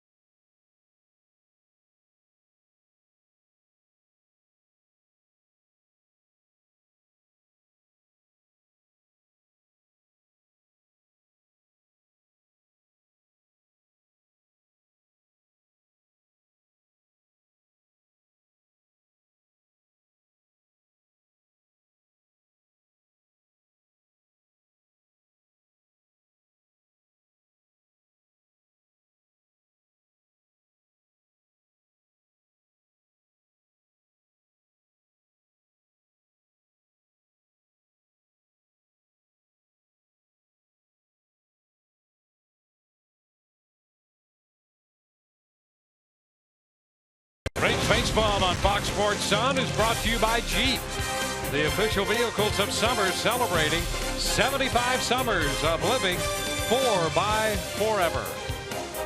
By Geico, 15 minutes could save you 15% or more on car insurance. And by your Southern Chevy dealers.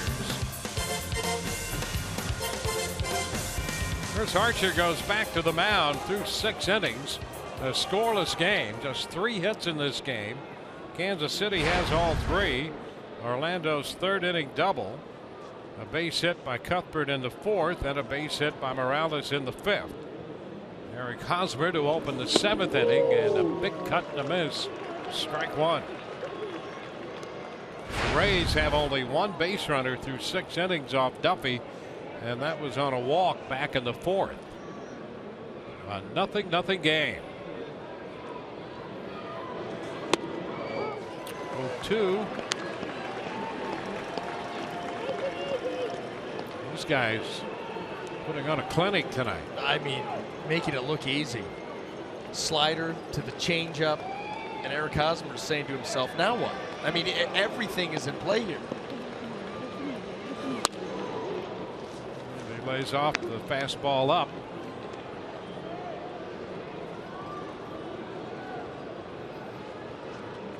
Rays have managed to turn a couple double plays tonight, helping out.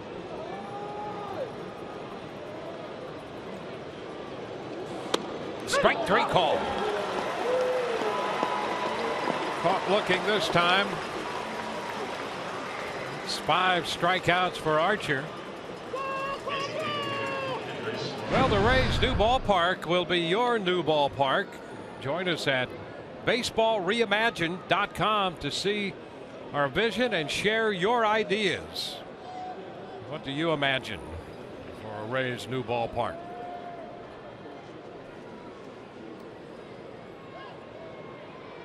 Kendrys Morales here in the 7th inning.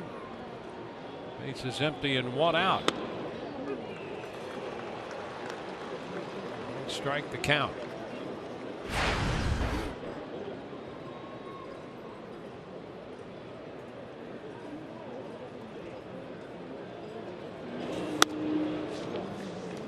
One count here as Archer faces Morales, who has been a nemesis for him. Now 9 of 15 Morales against Archer lifetime.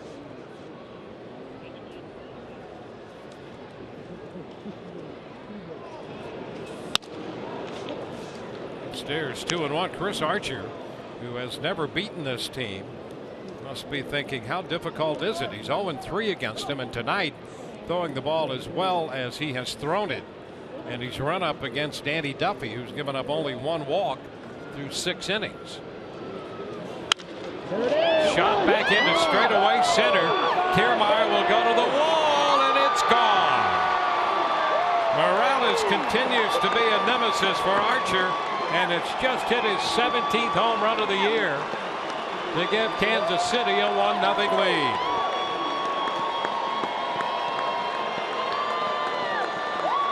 Well, we said earlier that for the most part, these pitchers have stayed out of the heart of the plate. Not this one. Trying to backdoor the slider, and that finds its way right to the middle. Not a lot of depth on that particular one. And Kendrys Morales bludgeons this ball out over the wall in center.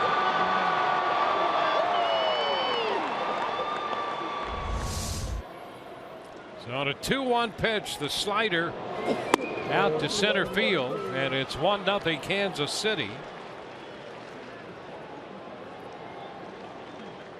One strike on Salvador Perez.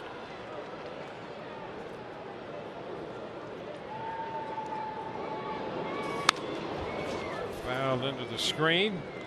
0-2.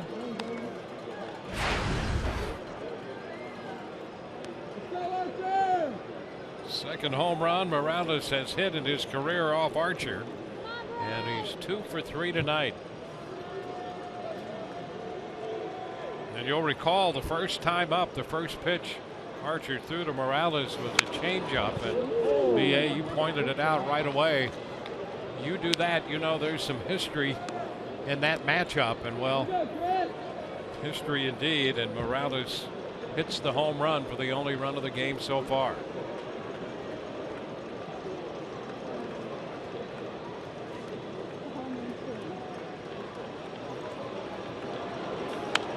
Another foul ball.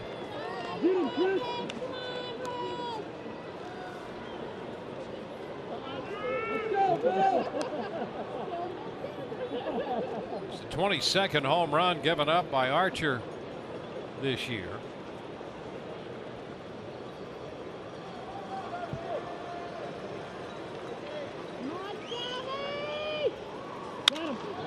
Fly ball center field off the bat of Perez. It's going to stay in at the track at center. Kiermaier.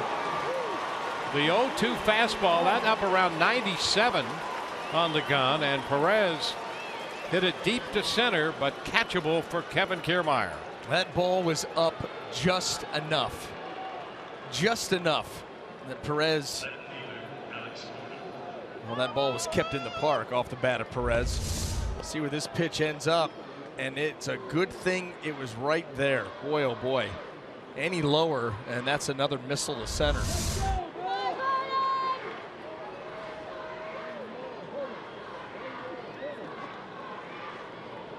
There's Alex Gordon. Fastball. Boy, facing these two guys tonight must be like spending an entire day at the dentist office. I mean, really. I mean, these guys are getting after it. Yeah, these are root canals with no Novocaine. Yeah. I mean, I just thought about that first pitch that he made to Gordon. You see that second pitch fouled off, and it gets Maile. Oh, yeah, that's a trip to the dentist and more. Might cause a trip to the dentist. Wow. Yeah, right square on that chin.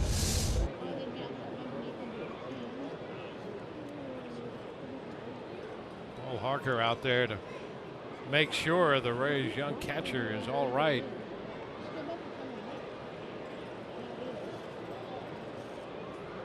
Maile's already said he's fine, but Harker will make sure.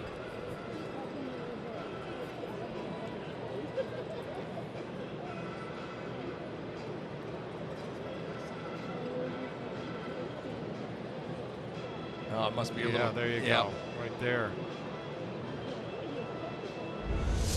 Take a listen to that. It's just not right. Stayed on his feet, too. Yeah, that's as square as a ball is going to be able to hit you. Right off the chin, straight on, Well, it took part of the chin with it. Yeah, it did.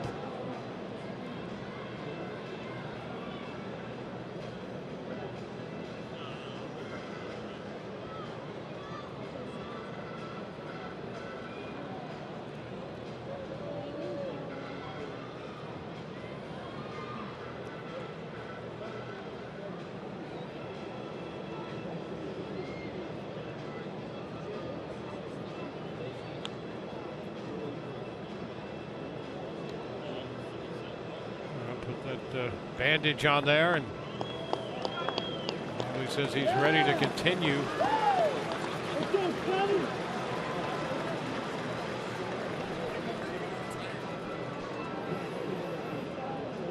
Well, this young catcher, Luke Maile, getting a chance to show the Rays what he can do up here.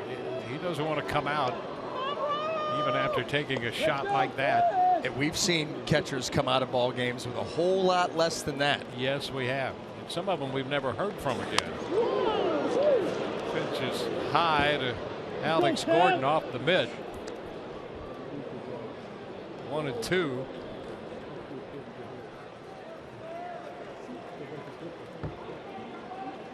Morales has homered in the inning to make it a 1-0 game.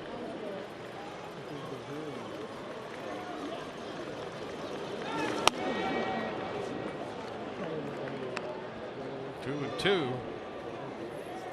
Let's go, Chris!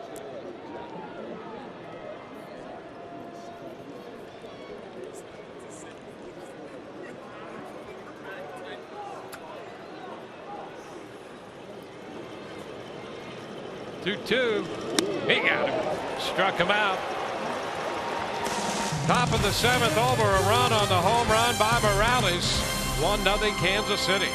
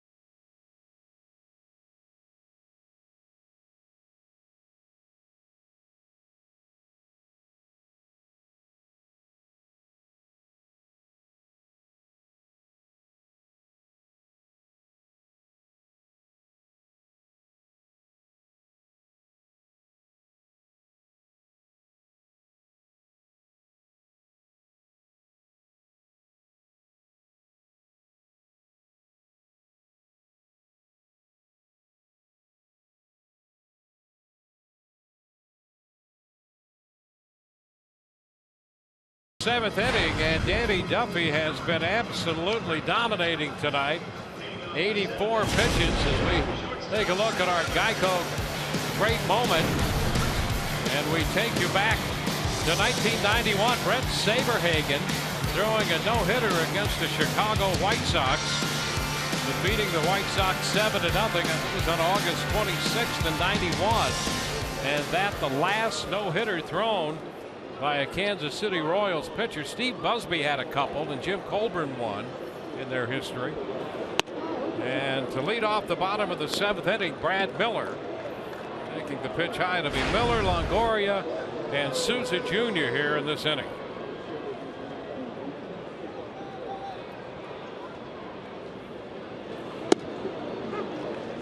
One. Miller came into this game 3 out of 10 against this lefty. But 0 for 2 tonight, a strikeout and a pop up to second. There's a line drive, but it's foul, skipping into the stands. 1-2.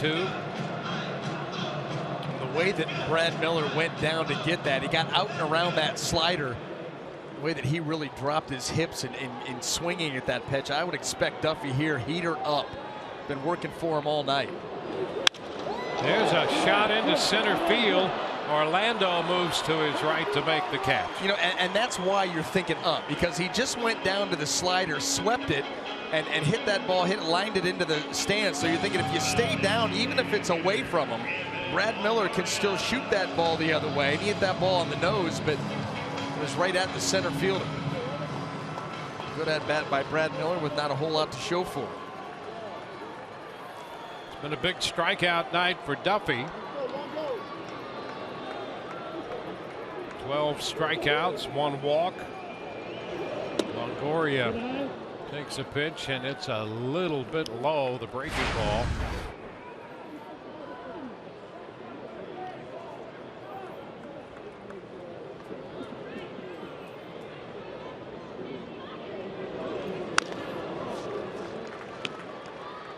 Strikeouts and no ground ball outs. A liner by Miller caught by Orlando. Forsythe popped out in the first. Beckham a fly ball in the third. Pop out by Miller in the fourth. Fly ball by Jennings in the fifth. A couple of pop-ups in the sixth inning from Franklin. A foul pop by Forsythe and the line drive by Miller.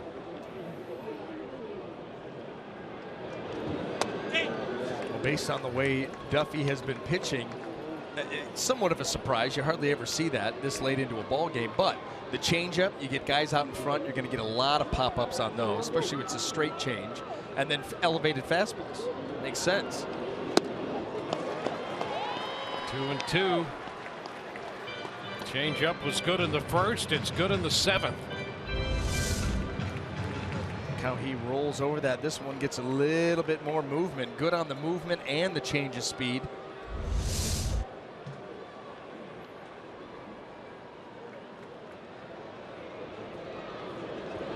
And he strikes out Longoria.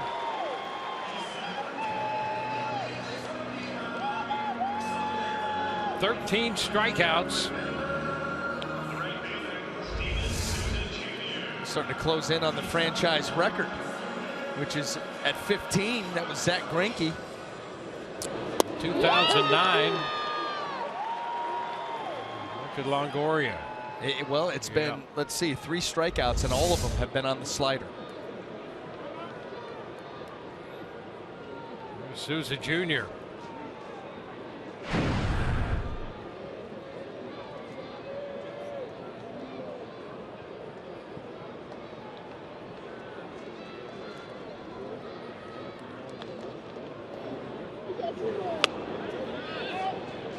Check started to move. He has struck out twice. Victimized by the fastball in each of his at-bats. Be ready to dial it up. You know he's going to go back to it at some point. Yeah, 1-1. I mean, you just overpower him, and then with that pitch, you know, that changeup, and then go back to that. That's just nice and easy, mid-90s. And the mechanics on the fastball, the effort level on the fastball, the effort level on the changeup is the same, and that is ideal. Look at that. You couldn't tell that that wasn't going to be a heater. Yep. Adam reaching on the change. 3 up and 3 down. On to the 8th, 1-0 Kansas City.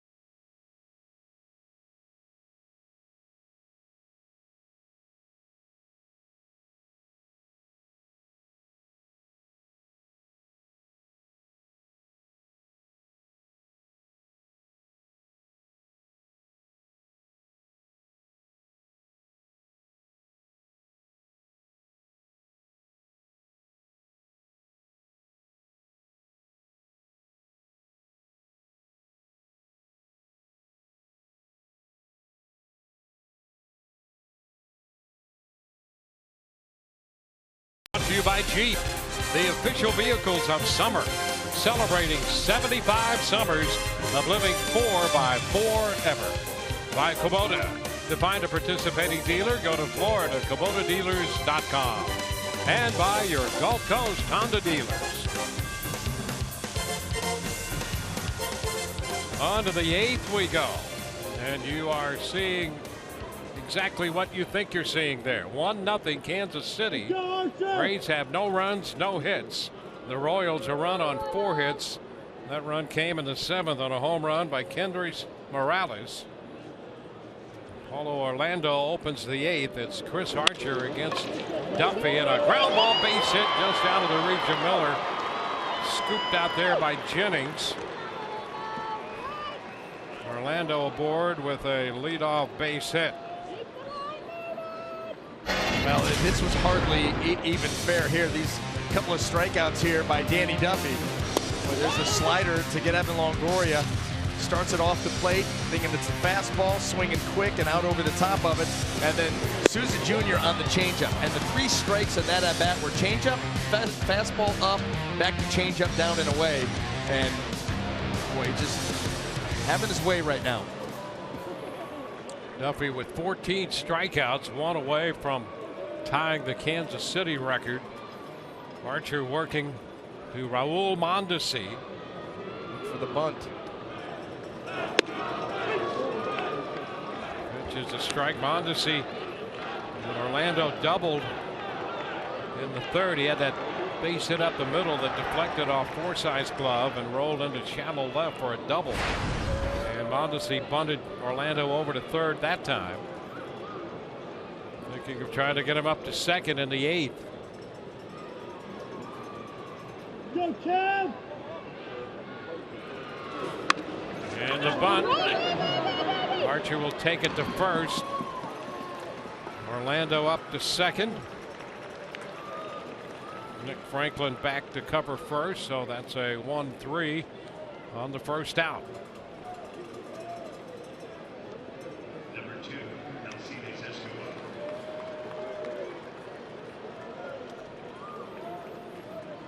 So 1 on with 1 out. Well, in a game like this, Kansas City utilizing that sacrifice bunt. As we mentioned earlier, 1st to 1 might be the winner, and they have a run on the home run, but they put down 3 sacrifice bunts tonight. Well, they have had trouble scoring runs on the season. They've had a terrible time scoring runs on the road. Here's Escobar looking at a strike. And they've lost 8 of their last 9. They've scored just over 2.5 runs a game. It's been a struggle for Ned Yost and this Royals team offensively. And recently, even the pitching, the bullpen, which has been so good for them for so long, has started to stumble. Kansas City coming in running 4th in the Central. 6 games under 500 and 12 games behind Cleveland. Pop-up foul that will carry into the stands. A 2-strike count on Alcides Escobar.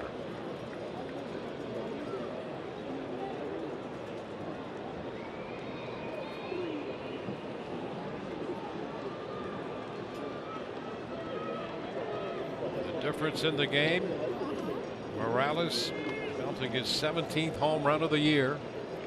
Hit it out to center in the 7th. 2 strikes to Escobar.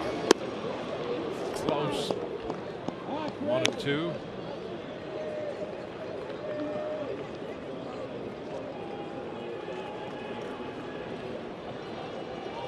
Kansas City with runners in each of the last 6 innings.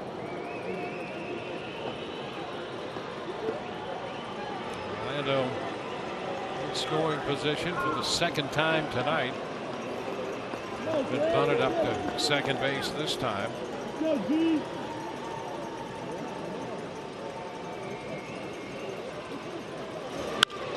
Liner, base hit into left. Jennings will come up with it. Orlando's going to head to the plate, and it's 2-0 Kansas City. Escobar picking up the run, batted in. Well, a big two-strike hit, and you're right there. That is just classic National League style baseball.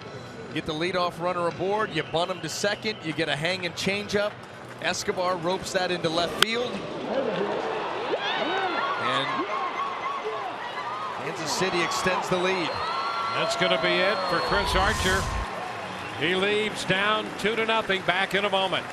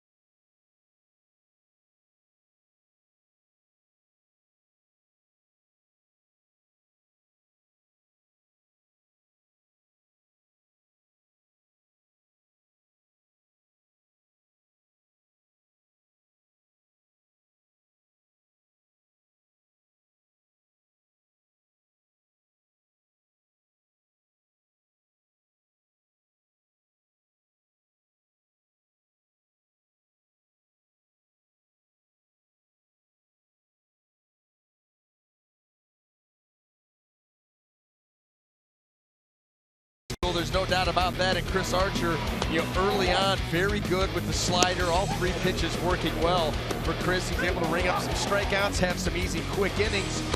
And all of a sudden, you have a slider, leave it middle to Kendrys Morales, who's been the thorn in your side. He takes you out to center field, and then after a base runner, a bunt into second base, a 2-strike hanging changeup to Alcides Escobar, and the Royals have now pushed that lead to 2-0. Ironically, or maybe not so ironic, the 2 guys who have been tough against Archer in his other outings against Kansas City have produced the runs tonight. And now Kevin Jepson takes over, pitching to Cuthbert. First pitch is a ball. Kendrys Morales, who came in 8 of 13 with a home run off Archer, hit another home run tonight. He went 2 for 3, but hit the 7th inning home run. And Escobar, who came into this game 8 of 12 in his career against Archer, has driven in the run here in the 8th with a base hit. Cuthbert fouls it back.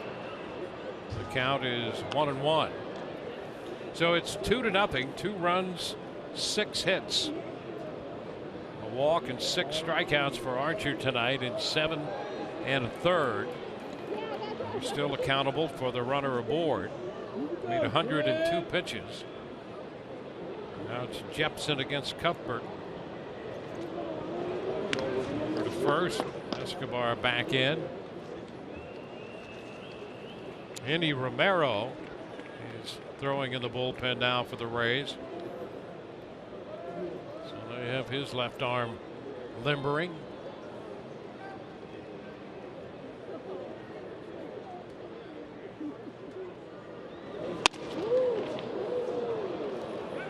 Leans him back a bit. 2-1. Cuthbert with a single and a walk, a ground out to short his first time.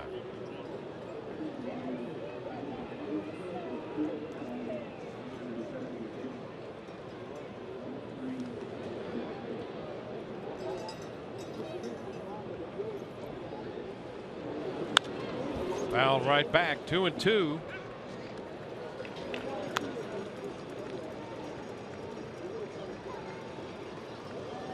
Lorenzo Cain on deck.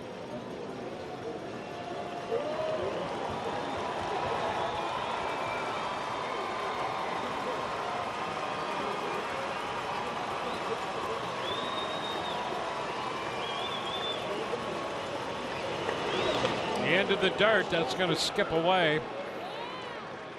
Cuthbert did not offer, so a wild pitch will move Escobar up to second.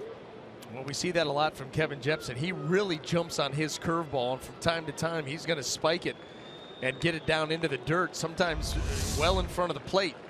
And he yanks this one down and does not quite make it to the plate. That high bounce caroms off the left shoulder of Bailey. That's where you get the move up. Full count.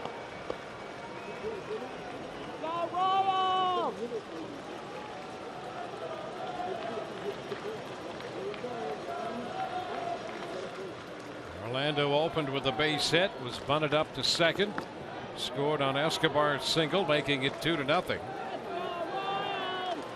Now a wild pitch moving Escobar into scoring position. Here we are, 3-2. Ground ball, that's going to go through.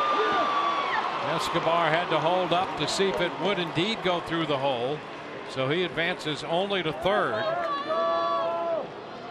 Yeah, and this is a break for the Rays because this is a ground ball, and you're thinking off and running. What he's afraid of is Tim Beckham being able to field that ball and then tag him. That's why he had to see it past Beckham. Watch this, off the bat, he looks, there's Beckham. Oh, don't want him to field and tag me, so I got to see it past him, and that costs him right there. Really nothing he can do. That's what he's saying right now. 3 hits in the inning, a run home, first and third, just 1 out. And the number 3 hitter, Lorenzo Cain.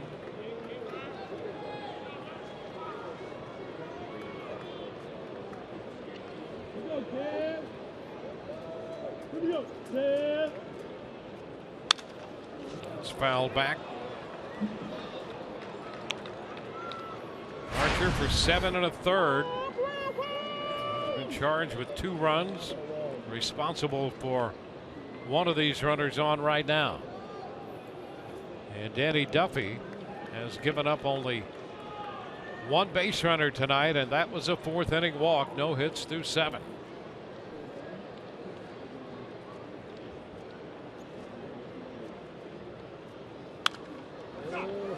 Oh, 2 the count on Cain.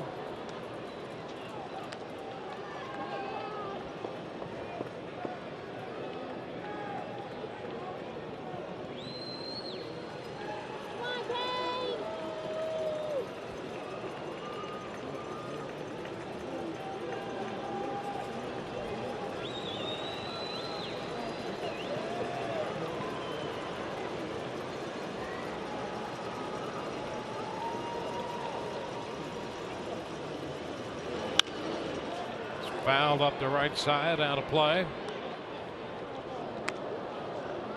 Let's go, Trump.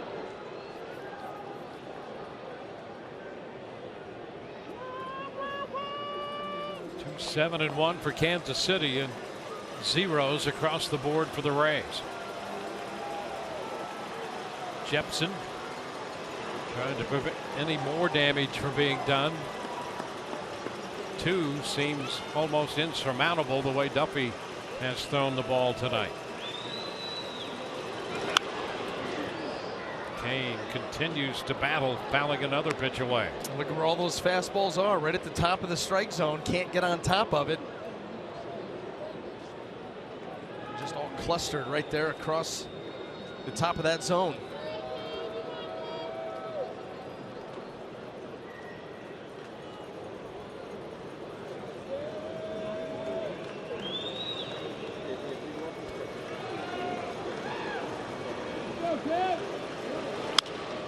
High foul up the right side, out of play.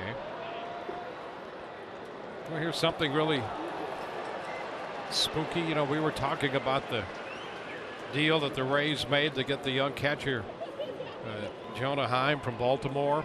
His manager Matt Marullo in the Baltimore minor league system had such high praise for him, and we were talking about that. Marullo caught 6 years primarily as a backup catcher in the big leagues. High praise for him. Marullo played in that last no-hitter that Brett Saberhagen threw for Kansas City against the White Sox. Now How many degrees of separation are there in this game? Not many. No. No. Such a fraternity, you know, across the board, across generations. A ball, 2 strikes. Kansas City has not had a no-hitter since the Saberhagen no-hitter against the White Sox in August of '91. 7 innings of no-hit baseball tonight for Danny Duffy.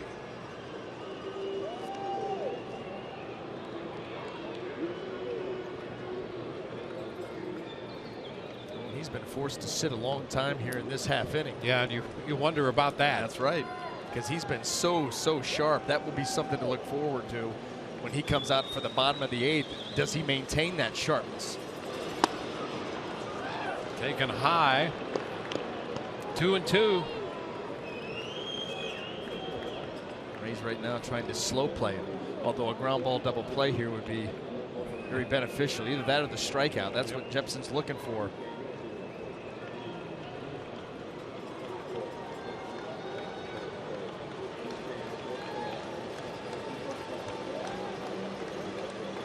Two.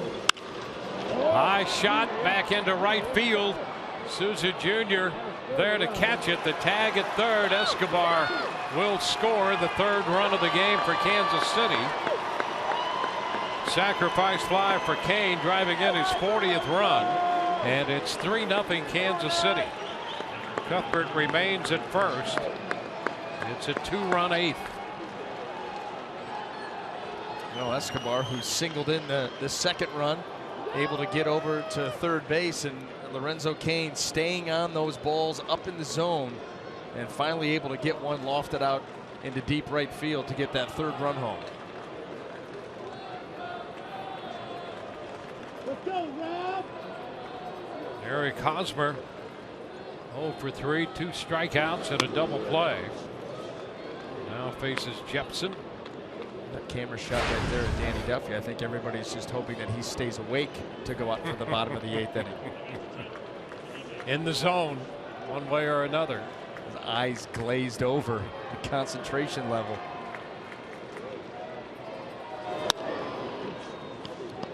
Two 2-0.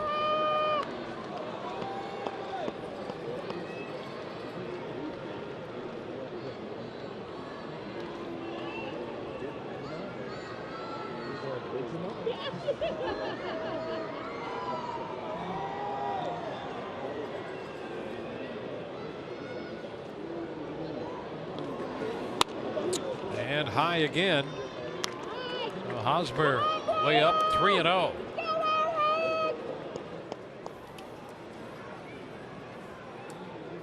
The run scoring here. Escobar crossing the plate completes the book on Archer. 7 1/3, 3 runs and 6 hits. That's a strike to Hosmer.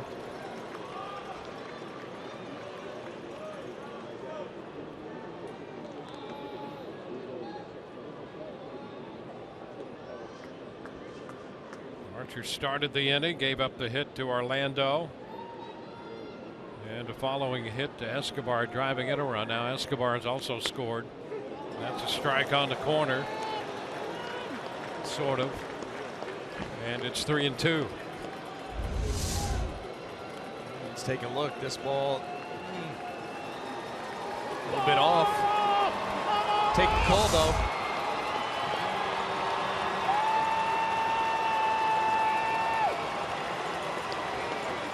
Two.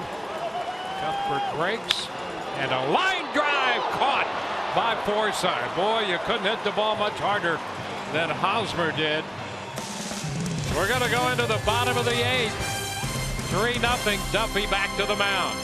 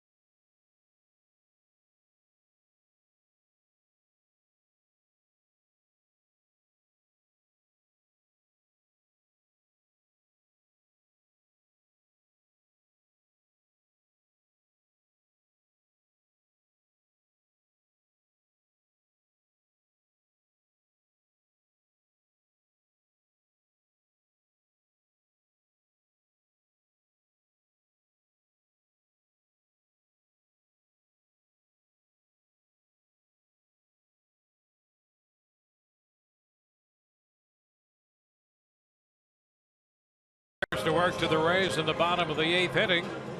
Remind you, the Rays and the Kansas City Royals at it tomorrow. And Matt Andriese will get that start moving into the rotation. We'll hear from him. And Orestes will break down Eric Hosmer. Our coverage begins at 6:30.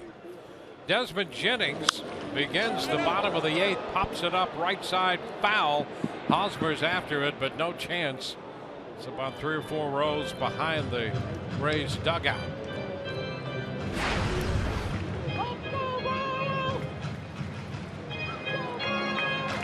The Rays have had only one base runner.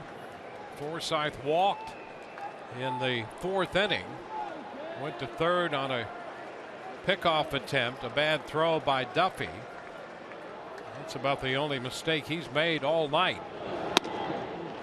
Upstairs to Jennings, 1-1.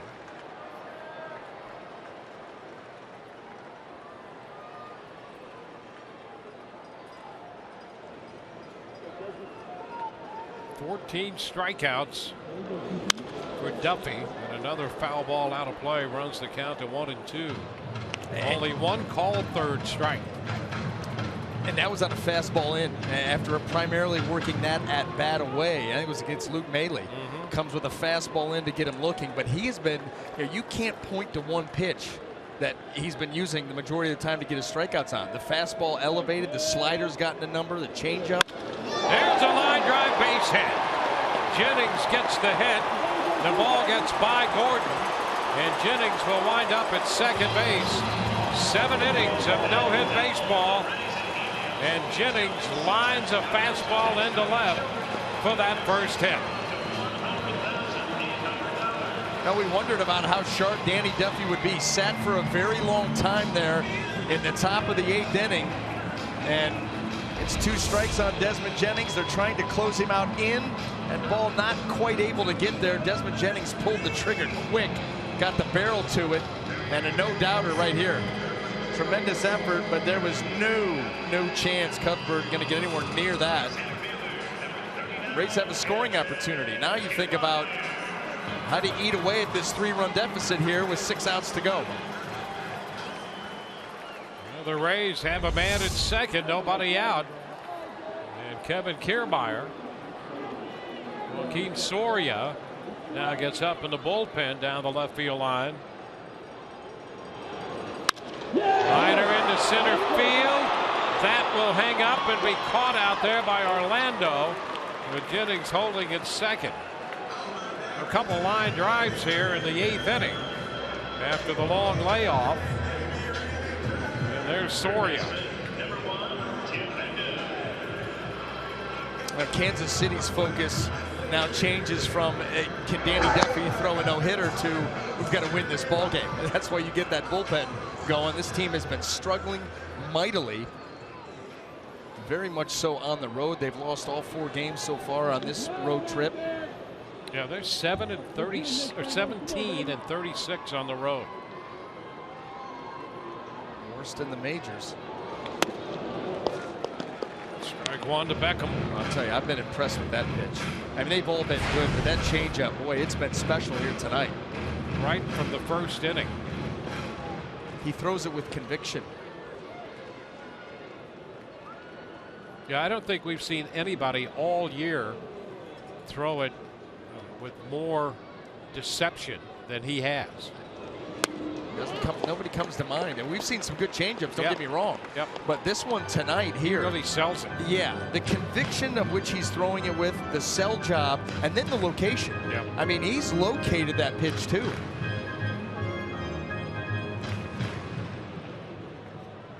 You know, he gets the 3 fingers.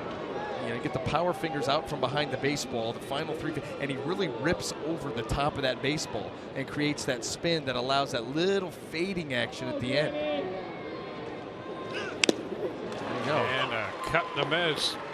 Beckham, that pitch just moved right away from him. Not only the change of speed, but the movement of that pitch is so great. Well, here it is. First of all, you're going to see the grit right there on those final 3 fingers, the index finger, the thumb off the baseball. And then look how he rips that ball. And you see that just that subtle movement moving away from Beckham, who was able to get out there and foul tip that right into the glove of Perez. But that's been a special pitch here tonight for Duffy. And the 15th strikeout of the game, which ties the club record for Kansas City. Pitch down to Franklin. Cold Hard Facts brought to you by Clean Crisp Coors Light. Zach Greinke had 15 strikeouts in 2009 on the 25th of August, and Duffy has matched that total so far tonight and has Franklin out in front of a changeup. Cedeno joining Romero in the bullpen for the Rays.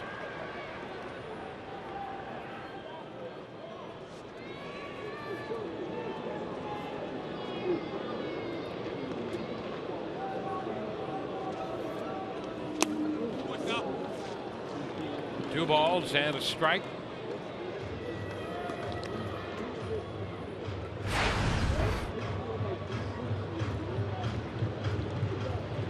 Duffy had 108 pitches.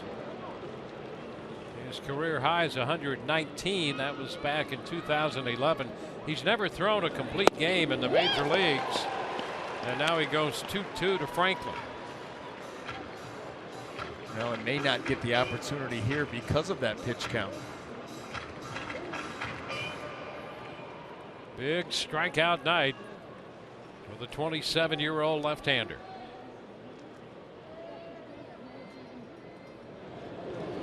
And he strikes out Franklin.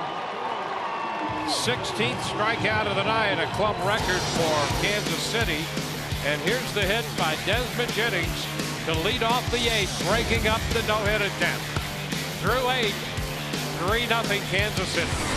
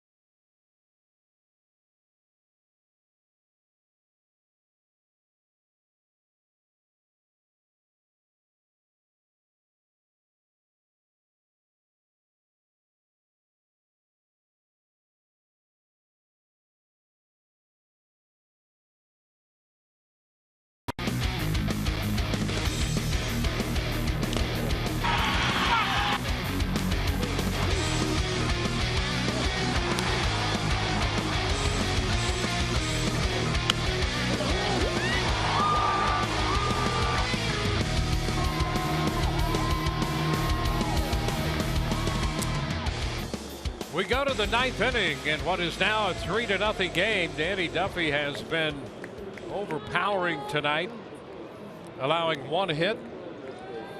No hits through 7. We go to the 9th. Eddie Romero, the new pitcher.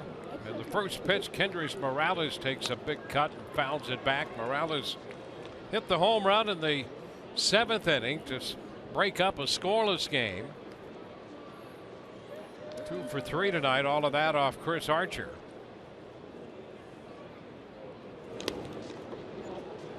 1-1.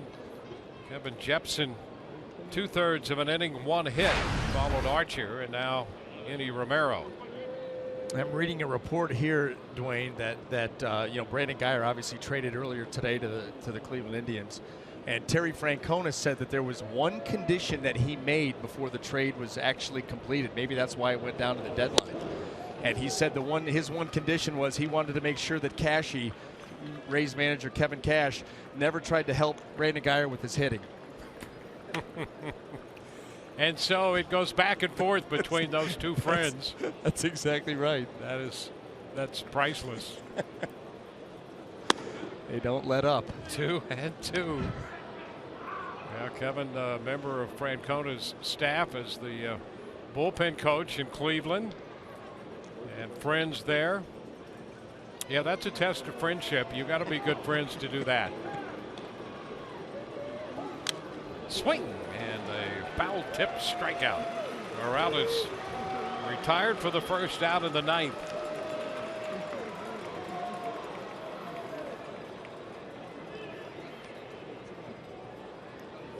Salvador Perez.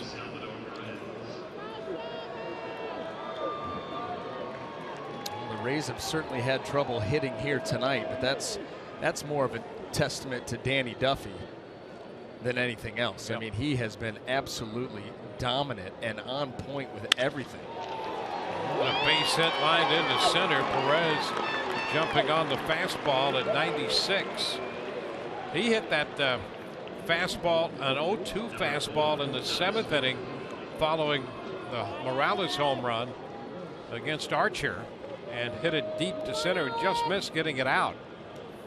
Jumped on that fastball, lined it into center.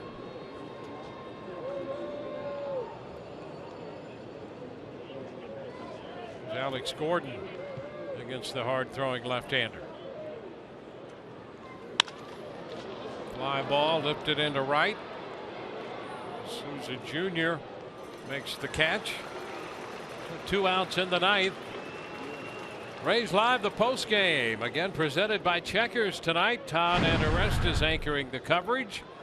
We'll have the Kevin Cash press conference, interviews from the clubhouse, and recap Danny Duffy, the left-hander, setting a Kansas City Royals strikeout record with 16, surpassing Zach Greinke's 15 strikeout performance in 2009.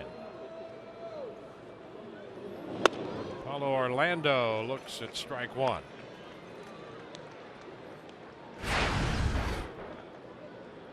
Orlando 2 for 3 tonight.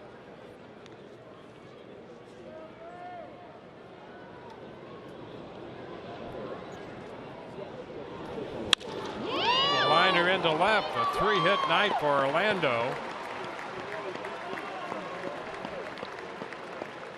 2 men on, 2 men out here in the ninth against Romero. MLB.TV Premium, the #1 live streaming sports service, delivering everything you've come to expect and more. Watch every out-of-market game live in HD on over 400 supported devices. Blackout and other restrictions apply, so visit MLB.TV for details. Well, 2 hits here in the ninth inning, and that runs the Kansas City hit total to 9 tonight. And here is Raul Mondesi, 0 for 1 with a couple sacrifice bunts. He'll be swinging away now. Want to know the count?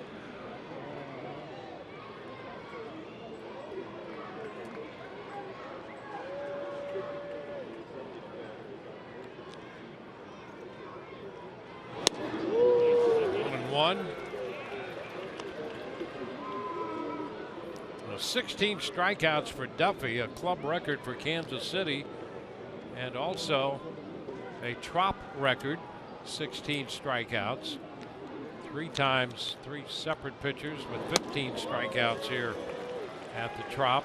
Felix Hernandez at 15 in 2014. Chris Sale for the White Sox here in 2012, and James Shields in 2012 had a 15 strikeout game. 16 tonight for Duffy.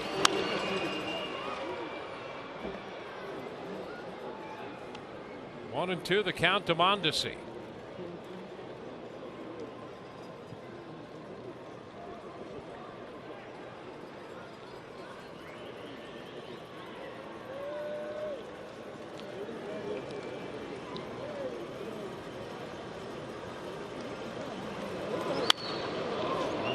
ball out of play. Kelvin Herrera has been up in the bullpen for Kansas City down the left field line. There he is. This is one of the few times that you're inviting him into the game. Please come into the game. We're done with the other guy. We'll try anybody else. Anybody. Dan Quisenberry, you bring him back too. Now 2-2.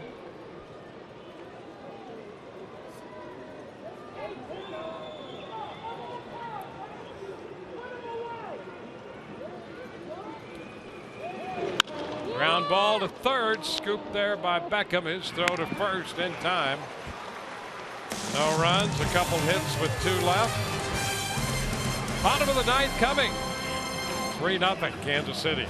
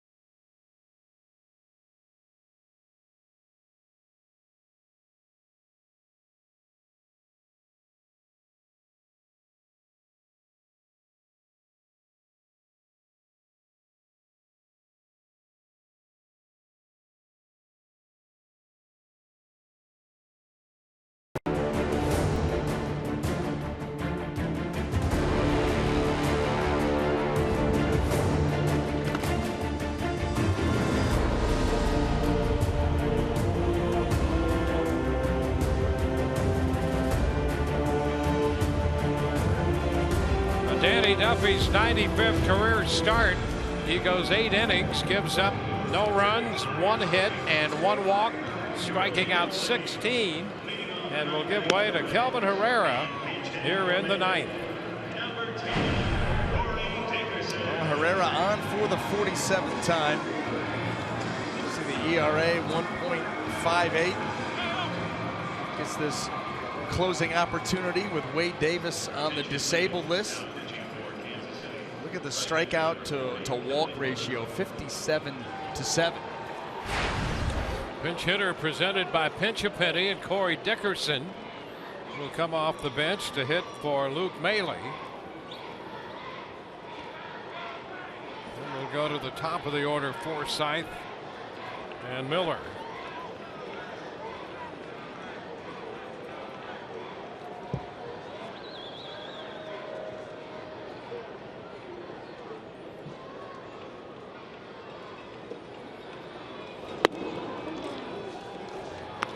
Hear that pitch pop into the mid of Perez. 97 miles per hour, 1-0 the count.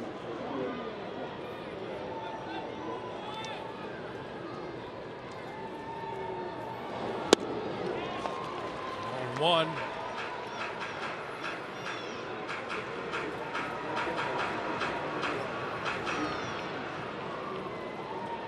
Rays have had only 2 base runners. The walk by Forsythe in the 4th, and the hit by Jennings to open the 8th.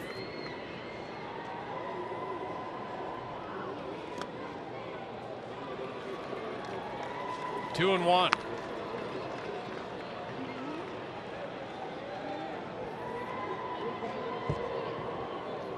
It's Forsythe on deck.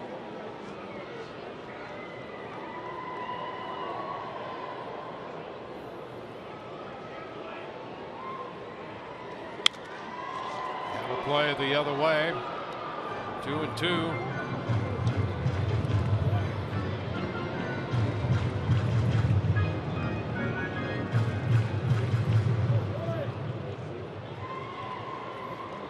Rays coming into this game with a 4-game winning streak and down 3-0 in the bottom of the 9th right now.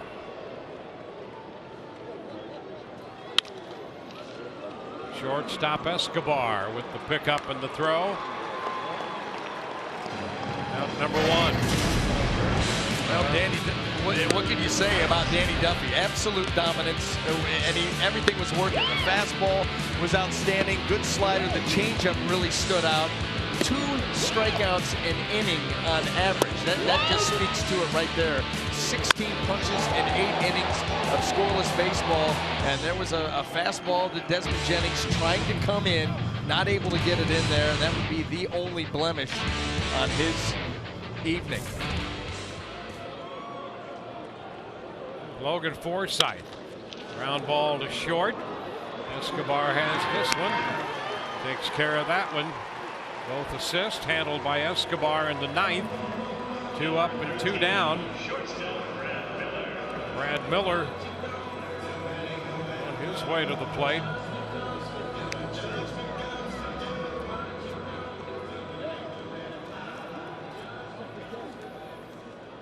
Brad 0 for 3.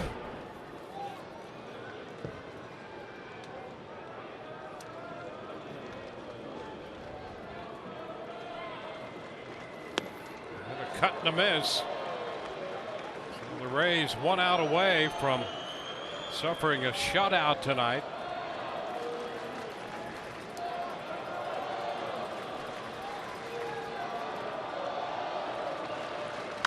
Ground ball foul just outside the bag.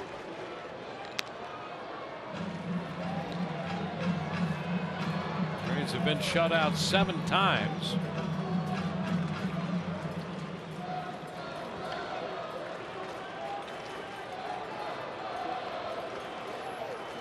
Last time was 1-0 in 13 innings in Oakland.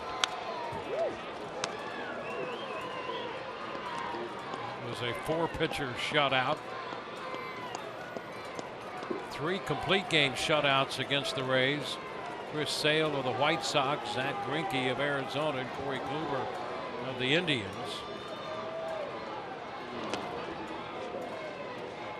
Now it's 1-2.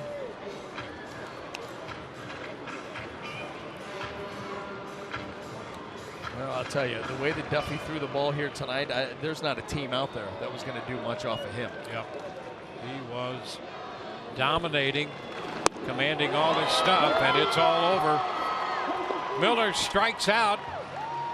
17 strikeouts for Kansas City pitching tonight. 16 by Duffy to establish a team record.